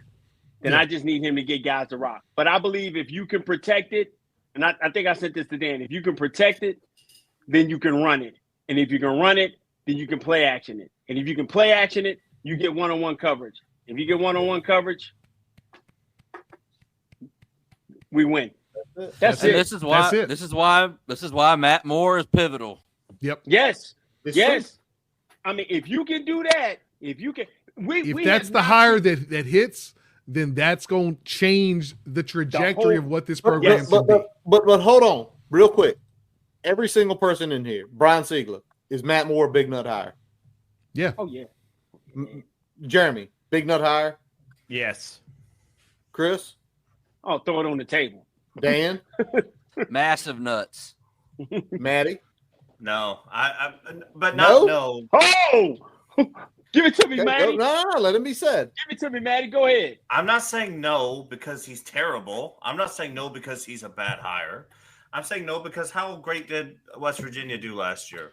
West Virginia, the only thing good about that offense was that offensive line. Okay. Well, that's fine. All I'm saying is it's not like we're bringing in Alabama's O-line coach. We're not bringing in, I always take it as a win. Anytime we can take anything from West Virginia, that's a win to me. I love that, but I don't know that it's like, I don't know. I'm not swinging my nuts on it. I'm not going to the bar and being like, oh, we just signed Matt Moore. Like nobody even knows who that guy is outside of that region. Like, I don't know. I will. We'll see what it is. You can find me at PK's. Hey, the only other guy I would have taken over Matt Moore was Marcus Johnson. As far as guys that are available and reasonable in terms of where we are as a program, right? You talk about Alabama, we're not going to go and eat nuts off Alabama's table. I just say you got to show something to me at this point. I get I'm that, at the point but where I'm you saying gotta show something to of me. the guys that were going to be available, Matt Moore and Marcus Johnson were 1A, 1B, and we got 1B. I don't think our offensive line was that bad last year besides number 70, Parker Clements, to be honest with you. I think if that right edge is secure, I don't think it's that terrible. Look at the pass pro outside of Chaplin and Moore. Yeah, man. No. I mean, we'll see. We'll see how much of that's coaching and how much of that's athletes. I'm okay with the hire. I'm good with it. Yeah. I'm just pass pro is a singing problem, home. man. I'm not writing pass my pro was grandma such a about fucking problem. Now, if we're just talking about can we run the football, we did an okay job running the football. Now, Shelton's going to bring up the point that yards before contact was still pretty bad. Yards before contact was still pretty bad. When you have Bashal Tootin breaking a ton of fucking tackles, that makes your offensive line look a whole lot better. And if he can break a tackle that gets him to the second level, he is deadly.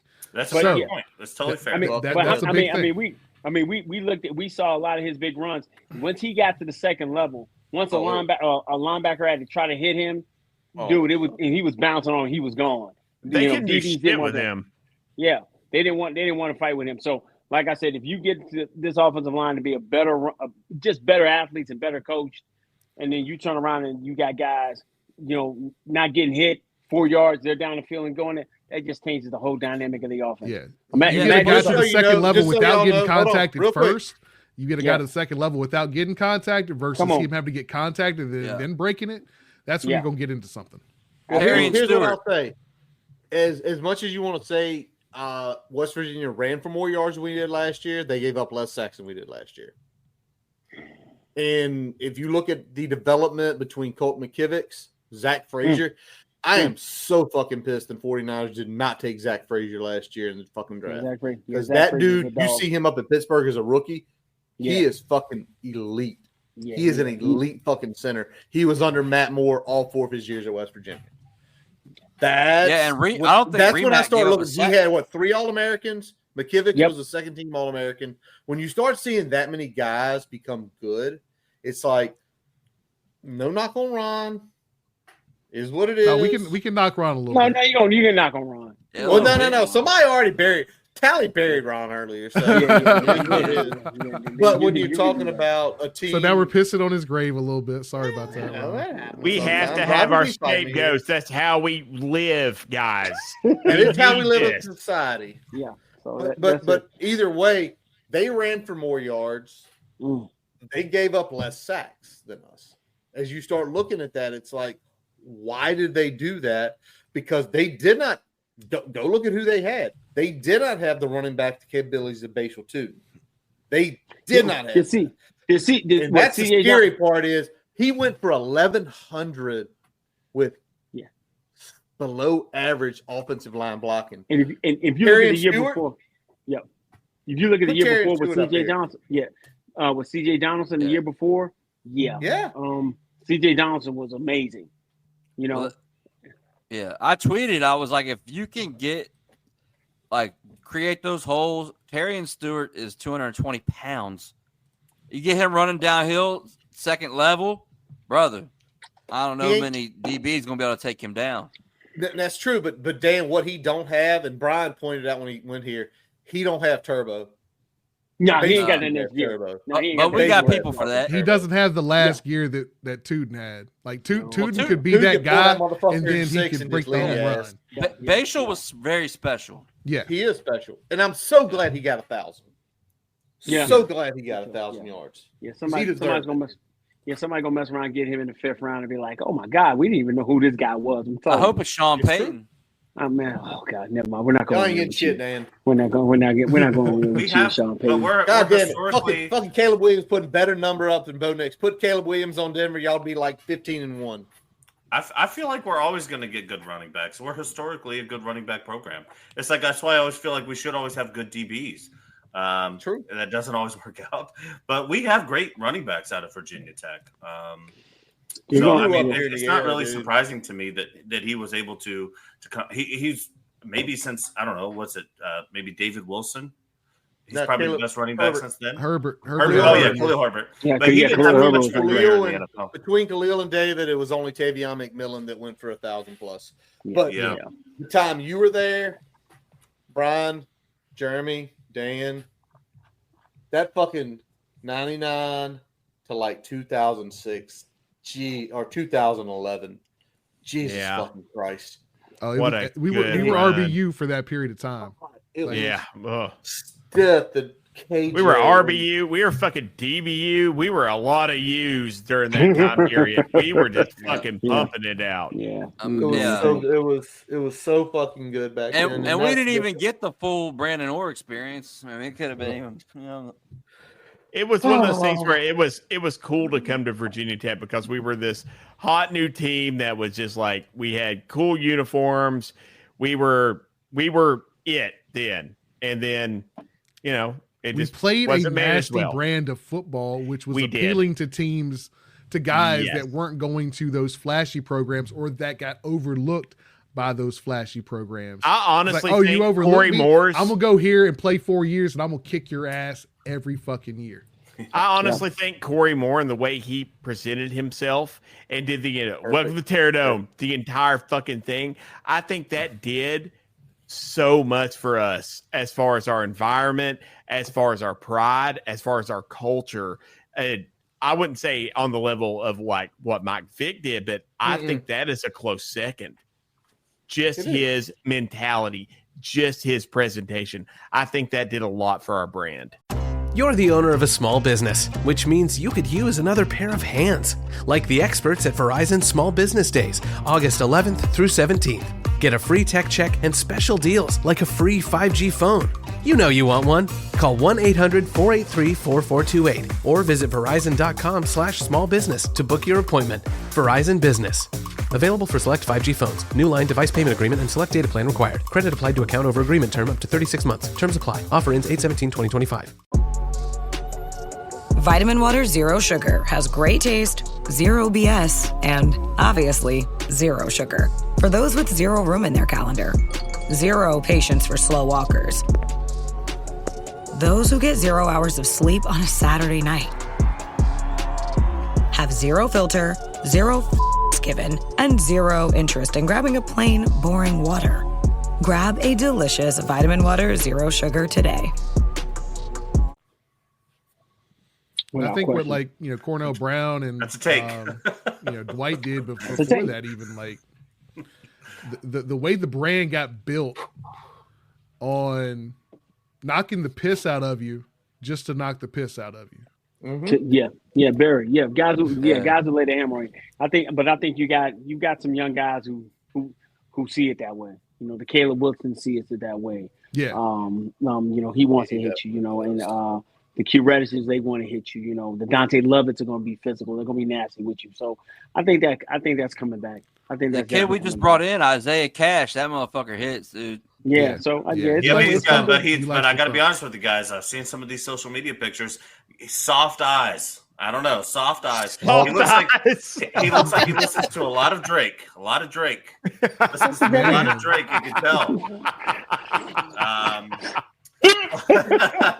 That guy listens to a lot of Drake. Soft eyes. That's not Matty a player. B said, "Not like us." Not like us. Another guy used to lay the wood. Michael Strahan's a giant teddy bear, and he was a killer. What I'm thinking about, like Virginia Tech identity too. You guys brought up some great names, but like we need like a Sam Rogers back, like someone like that, like a Sam Rogers, just chip on your shoulder, always overlooked. I'm gonna go out there and make a damn play type kid. Like Sam Rogers was that for Tech for a long time, and those kids make the difference in a ball game. Yeah, and we used to eat on those 2.5 3-star kids, and we used to develop them and turn them into monsters. That doesn't mean you always go to the NFL, but if Sam Rogers walks into Blacksburg, that man does not buy drinks. I can tell you that. He is a legend where he's from. But that's going to happen now, because what we have to look back is where we are now as a society with the NCAA. It's not going to be Sam Rogers coming out as a walk-on, getting the scholar, literally getting the Sam Rogers and Cody Grimm days are behind us. Or they're over. But what's going to happen is APR and Basial Tuden days. Guys who are looked at, thrown after the port. They're not any good. They're not good players. Florida's shitting on fucking APR. He comes up 16.5 fucking sacks this year. He was second in the nation. And if you look at his sack compared to the guy at BC, his were more impressive. Impressive. That game, he feasted on them. He didn't do shit to us. But if you start looking, that's what it's going to be. It's going to be names, and I'm looking at the portal like Rymack and Priester and Brown Murray. That's what it's going to be now, Maddie. That's what it's going to be, guys. It's not going to be those 2- and 3-star guys. It's going to be the guy like Sherrod Covell who went down to Clemson, and he's not good enough to make it here, and he's going to come up and play free safety and be the fucking dog. And he's going to fucking intercept 6 passes. He's going to knock somebody out of a game. That's the new what it is. The JUCOs too, because what we said earlier, and I can't remember who it was because I'm a few drinks deep now. Yeah, we got you. But who said like the kids? If you aren't an elite stud coming out of high school now, what's your best bet? Go to JUCO for 2 years. Go to JUCO. Get your body right for a couple years. Get bigger. Get stronger. and then go elsewhere. It is a changing landscape of college football. Yeah. And we see that as well with the college football playoff. And I know so many people had their fucking opinions about, SMU shouldn't have been there and so shouldn't have been there. That's Josh fucking Payton? great. You talking directly to Josh Payton? No. Me and Josh, we agree on some things. He agreed that they should be there. What he's trying to say is they shouldn't be there because, this and that and the other. But we'll leave that as it is. At some point, they're just going to get to the point where whoever's got the best roster is going to make the playoff. And fuck that shit. If that's the case, San we're basing Francisco off should the be way in the they're talking playoffs about this that, year. like just being a good team doesn't earn you a right. You still got to go out there and win football games. Win fucking games. Winning games matters. You got to be punished and given your props for the games you win and lose, not just how good did you build your team. This isn't fucking Madden simulation. Like you got to go out there and win the game. Can I give you guys a scenario? And it's okay if you roast me. I'll take it. I'll take it 100%. Is Virginia Tech's best route to the playoff to leave the ACC, go back to Group of 5, and take the Boise State route? No. Or try to make it through the ACC? No. ACC. Try to make it through the ACC. Because what's going to happen is every year there's going to be this. And this year was 4 Big Ten teams. Next year it's going to be 4 SEC teams, 3 Big Ten teams. ACC is probably going to get 2 in likely every year because I think the Big 12, because they had their biggest brands leave, that's what fucks them. Their biggest brands fucking left. And right now with the ACC, if you can go in the ACC championship game at 10 or 11 wins, win or lose, you're in. You're in. Yeah. You saw SMU. And by the way, SMU, if those motherfuckers just could catch a goddamn pass on the fucking 1 yard line, I saw that play before. Does that not change a game though, Chris? It does. It does. Wide open. Fucking Jennings throws it in there, and that motherfucker bottles it like he's me. Yeah. Right, so let's talk about 2 things on this. If we're talking about dropping down to G5, so there's 2 things. Okay. First, y'all. First is conference money. First, I got to peace out. You got to peace out. I am needed. Germ. We love you. Love you all. Love you, brother. Love you, man. Hey, you didn't black out. You didn't black out. I did good this time. You did it, Jerem. He's on the board. He's on the ACC board, so he had to leave while we had this conversation. That's right. So two things. Despite how shit ACC money is, it's still better than any Group of 5 money. Yep. Damn right it is. Thing number 2 is that we're not Boise State. Where we have to recruit and how we have to recruit, we're going to need money to do that, to be competitive. Yep. We're not in Boise where we can use a national recruiting market and pick up the cast-offs from the Power 4 teams throughout the country. We don't have that luxury. We still got to recruit within our footprint, and our footprint is fucking saturated. Yeah, but what doesn't have a lot to do with I feel like our athletic director is not a good money raiser. I feel like he doesn't know how to put the screws to folks. I don't feel like he's really getting the money. I mean, what's our richest I think he's alumni? a good accounting man. I don't know if that's he's a good who's our richest alumni? I mean, shaking probably hands and robotics kissing kids. babies guy. Maybe they own Mehul Sangria has sold a company for $8.3 billion. He's rich. For sure, but does he care about football? Is what I'm saying. He was on the sideline, John. Get the picture up, somebody. You know, hold on. I'm mad. No, educate me. It's okay. It's okay. I can be wrong. Do you remember the night on the sideline? There was a guy screaming at the opposing team player. Just think about it. I do remember that. Yeah. So that's him. That was Mehul. Mehul's worth about $12 billion. He's So literally Mehul cares very much about football. Yeah. Now, if I had $12 billion, Virginia Tech would have every. I mean, he paid for the player lounge. So. Yeah, they would have proton packs and lots of money. No, what I'm saying is, if you had $12 billion, like how much is he giving? It's okay to care and scream. I mean, he paid for the players' lounge, so I mean, yeah, he's paid a lot of money. He's put his money where his mouth is, and he continues more often than anybody else that I know, as far as deep pockets are concerned. You can slander other billionaires out there that are in the Virginia Tech sphere, but Mehul is not one of them. You cannot do Mehul. I'm not slandering any billionaire. I'm broke. Okay, I'm a Ghostbuster. All right, it's a hard job. Hey, no, I'm just saying if we're talking about guys that aren't doing their part, Mehul is not one of those guys. Well, no, I was talking about what Babcock not doing his part. Is he selling how much money you should give? I wasn't talking about the. I definitely think Witt is not as much of a people person as you would maybe want on this, but he is a finance guy. So, but our two money sports I think he stretches money better than we could otherwise have, but I don't know if he's as good at bringing the money in. For sure, but if I'm an accounting guy, let's say I'm not a sales guy, I'm an accounting guy. Our two money sports are in the hole. So if I'm accounting, no, they're red, not the black. They're not. So what's he doing? So first of all, no sport is in the hole. The one thing Virginia Tech has over anybody is we are pretty much any money that comes in can be used.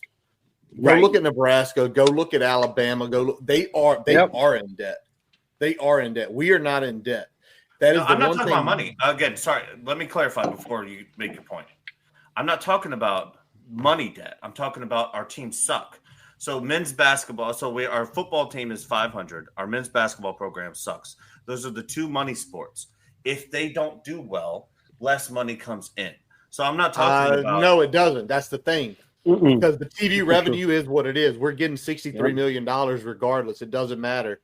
What does matter but that's one factor of the money.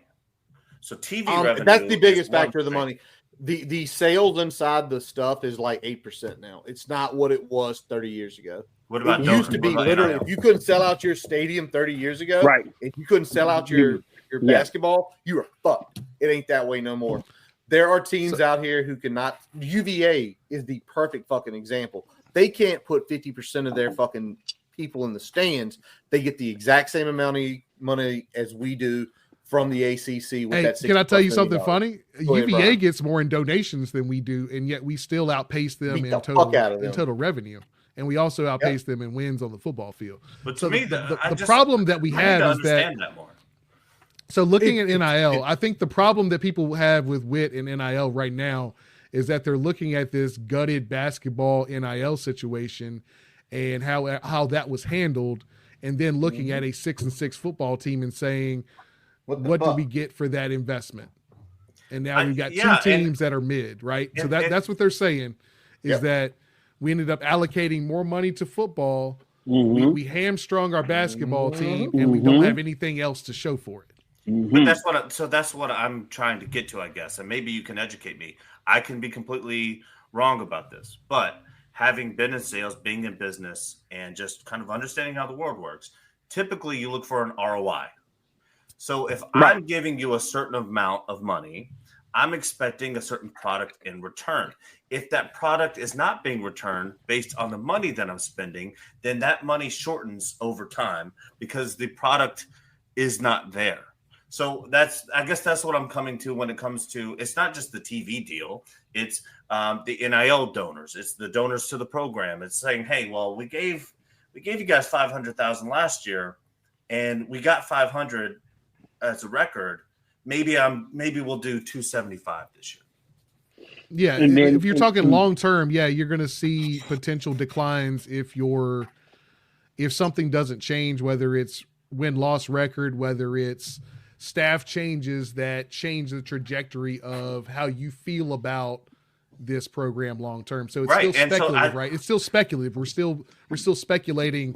We had this return this year. We're speculating some additional return in the next 2 to 3 years, right? Yep. So you still have to base it on that kind of plan. That should be our overall. Like if I'm with Babcock, that's my overall message to everyone. If you come to Virginia Tech, you're going to get a return on your investment as a kid, as a player. If you donate to the program, you're going to get a return on investment as a donor or as an alumni. If you do a TV advertising deal, whatever it might be, ROI should be our biggest goal overall. And that's for kids and players and everybody. If you donate your body to Virginia Tech and you put it on the line every day, you're going to get a return on investment. If you donate your money as a local business, your Sheeler Motor Mile, you're going to get your return on investment because we're going to have a culture that expects winning. And it's not just we're going to get our TV deal and our revenue deal, and hopefully you'll get some NIL and we'll transfer you off to another school. I think ROI should be our new slogan.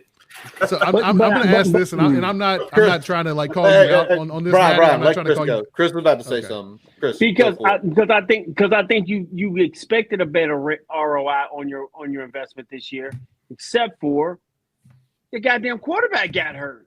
Your ROI on your investment on your football team is better if your quarterback doesn't get hurt. If your O-line doesn't, if your quarterback doesn't get hurt, you win more games. We're sitting here thinking we played last weekend because we would have had an opportunity to do that. We're only looking at the ROI because, okay, we invested this much in these because you had to pay guys and you came back at 6-6, and it's like it was a down year on this rate of return. They gave guys money. They paid guys more money to come back. Price said on y'all's show, I had those guys come in and said, are you going to be a different player? Some of them did. A lot of them didn't. Some guys ticked up. Some guys didn't. And the major guys that you had to have tick up was the reason why your rate of return is down. If Kyron's healthy, your ROI is better, right? Absolutely. If the offensive line is better prepared and we get better coaching offensive line, your ROI is better. You got less drops, your ROI is better, right? You get better tackling in the secondary, your ROI is better. It is a long. It's gonna be looked at it because if you look at it, Maddie, for example, LSU this year, man. LSU's budget is about 3 times what Virginia Tech's is. Absolutely. They won 8 fucking games. You tell me their donors don't want to fucking light Brian Kelly on fire? You don't think Backwater Billy tired of going across the swamp and with them Gators and dropping off that edge? Billy Napier going 7-5. Some of them motherfuckers in the money. Or Oklahoma. Oklahoma's a good example Same too. Exactly. Same thing. So you look at it, it's going to be this waves, and it's like, well, how do we figure this out? Go, Brian. Well, I was just going to say, so there's 2 things. Number one, the house settlement thing is going to take care of at least the first wave of this NIL situation. Once you start getting things publicly available, that's going to be a big change to the framework of how NIL is handled.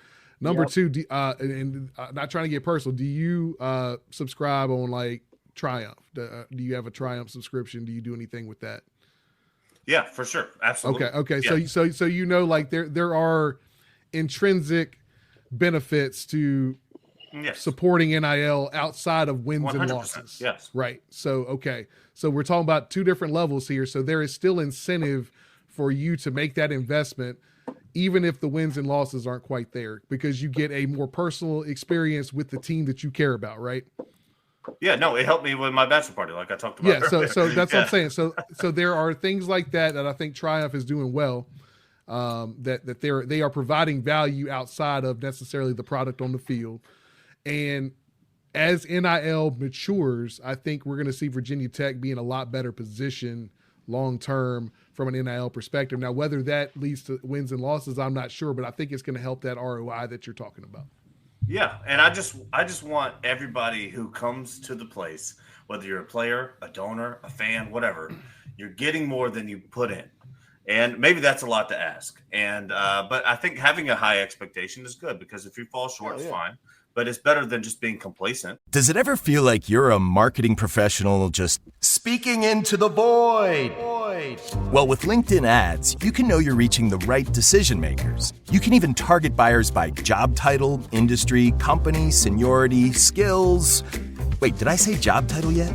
Get started today and see how you can avoid the void and reach the right buyers with LinkedIn ads. We'll even give you a $100 credit on your next campaign. Get started at linkedin.com/results. Terms and conditions apply. Hey, it's Paris. You know I love sparkly things, right? Like stars. Duh. And thanks to Hilton and AutoCamp, I just slept under them. Picture me, serving looks by the fire outside my luxurious Airstream, making s'mores with the kids, while a national park is our backdrop. The great outdoors meets Hilton hospitality. That's hot. Explore all the new ways to stay at Hilton.com. Hilton for the stay. Yeah.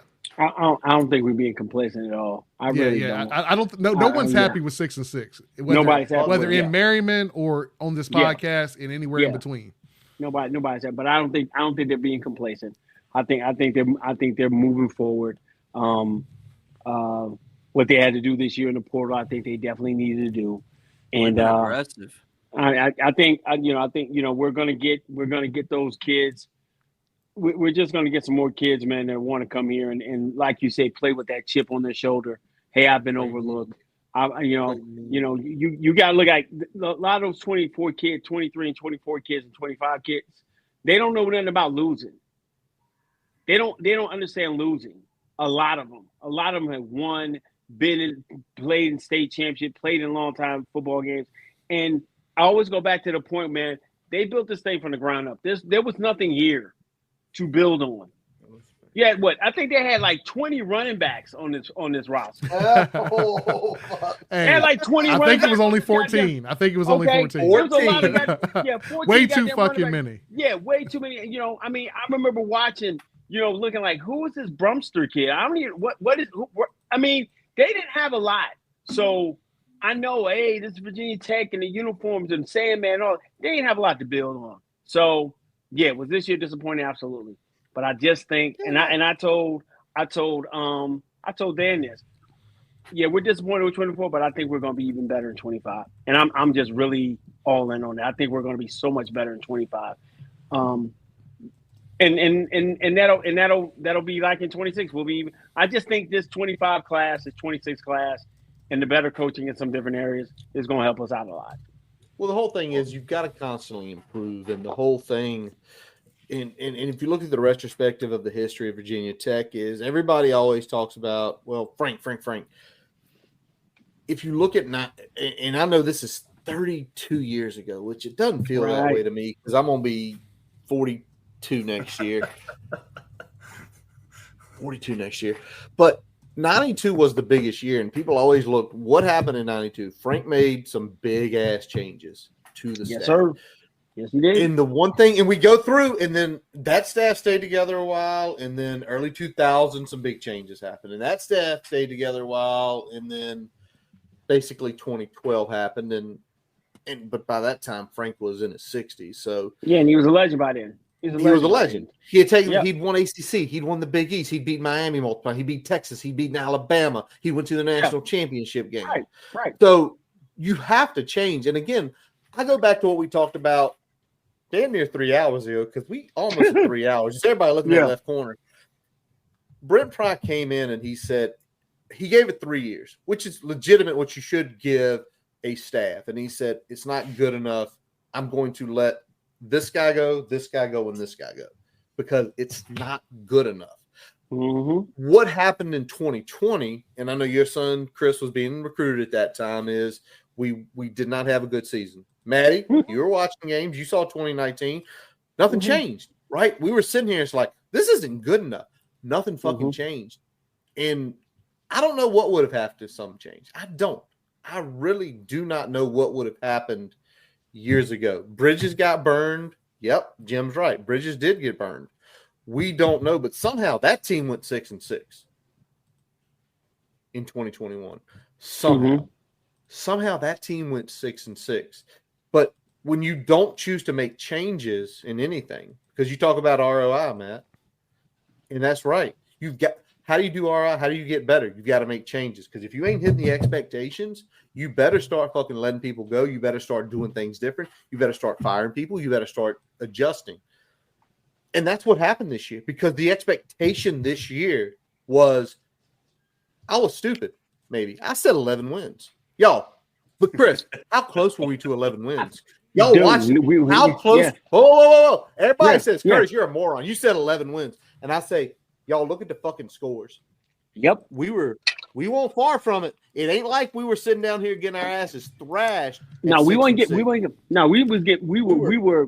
pissed because we're like, oh, we make a play here, we make a play there, we win this game, hey, we get a flag here. I'm just being honest with you. There were games that we just should have won. You're somehow closer to 11 than you are to 4, despite only winning 6 games. And it's almost like, maybe this sounds silly, but it's like we lost half of our games. We lost. We lost half our games. Yep. We didn't get beat half our games. Yeah, we lost half our games. Yeah, we did get beat by Clemson, but yeah, you're right. They did. That's only a hell of a lot more talent. But well, you can't give up talent and also get out coached. in a game, and that's what happened in Clemson. I mean, just being honest, you got out-coached while giving up talent. That's a hard thing. It's hard enough to overcome talent. Run the ball 4 times when you aren't getting out. That was the only game this year that the Clemson game was the only game that made me think it was 2023. Every other game, I thought we were a better football team than 23 team. Yeah, I love that, Chris. Yeah. Yep. Anybody want to talk about? Because as we go on 3 hours here, I'm about to wrap this up because this is the state of the program, and where we are right now is, believe it or not, I think from where we were a year ago, we thought we were going to do big things this year. Mm-hmm. We didn't. It sucked. We didn't. Hokie Nation thought we were going to do big things this year. But we start looking back and where we were at 2020 and 2021 and 2022. Right. That ain't that long ago. And I just keep saying this, every game this year, every game, we were in it. There was no game that Brian, Curtis, Maddie, Chris, you were there for all of them, so we can't say you couldn't leave because if you left, you'd be in trouble with. I didn't try to do that. And there were no game this year we turned off that said we don't. First half of Andy was the only time we were ever out of it. First half of Andy was the only time we were out. But what happened? If you watch the second half, goddamn lead. Yeah. First half of Andy was the only time we looked lost all season. We looked lost. We got it back though. There were 12 games this year, and it wasn't like 2022 where there was a couple games in 2022. It was just like, click, I'm gone. 2023. This team is not even competitive. Yeah, we never had that moment. 2023 Louisville. We never had that fucking 2023 Louisville. Every single one of us turned that fucking game off because they fucking beat the shit out of us. Yeah. I ain't looking at this no more. I'll catch the highlights so I can do some notes and talk about it on Tuesday night. That's true. I ain't watching this no more because I'm gonna watch this double time. That's the only way I'm watching it. Fucking game. Double time, no commercials. That's the only way. Every I'm watching game we could have won. The question is, with what Brent Pry did, do we take the step in a year from tonight? A year from tonight, is it different, or is it, y'all? He got to go. But anyways, I'm going to wrap up this episode of the Boundary Corner podcast brought to you by the Counts Family Pharmacy. Brian Siegler, that's you. I'm Curtis Wilson. Me. Our guest tonight, Chris Lester. We appreciate you always, brother, having you on. Dan, appreciate we love y'all, you. man. Find the bourbon. Our first special guest ever, Maddie B, coming in from the social media waves into the lights right here. We appreciate you coming on, sharing your opinions. I like what Maddie B said. Maddie B had an opinion. He's talked on Tally Spaces. He's tweeted. He had the fucking balls to step up and say, this is who I am. This is the opinion I have. That's respect, dude. So appreciate you joining us, man. It's okay to be wrong. It's okay to say, hey, I got an opinion. Let's talk about it. And let's talk about it. And put it out on the table, man. We'll talk about it. Well, if y'all ever have me back, I'll be more than willing to do it, man. I appreciate y'all. Yeah, we appreciate you, Maddie. We are part of the College Huddle Network, BoundaryCornerVT.com. Listen to all our episodes. Jason plays us in. Jay plays us out every week. Check him out at his website, jasonlawmusic.com. All of his stuff, Apple, Spotify, YouTube, his Facebook pages, his ode to John Pine's Christmas in Prison. Please check that out. Awesome ass song. As always, we thank y'all. Oh, we almost got to 600 tonight. We got to 600 and I said that shit. Boom. That's we appreciate all all 600 of y'all out there watching and listening tonight. And as always, let's go. Hokies.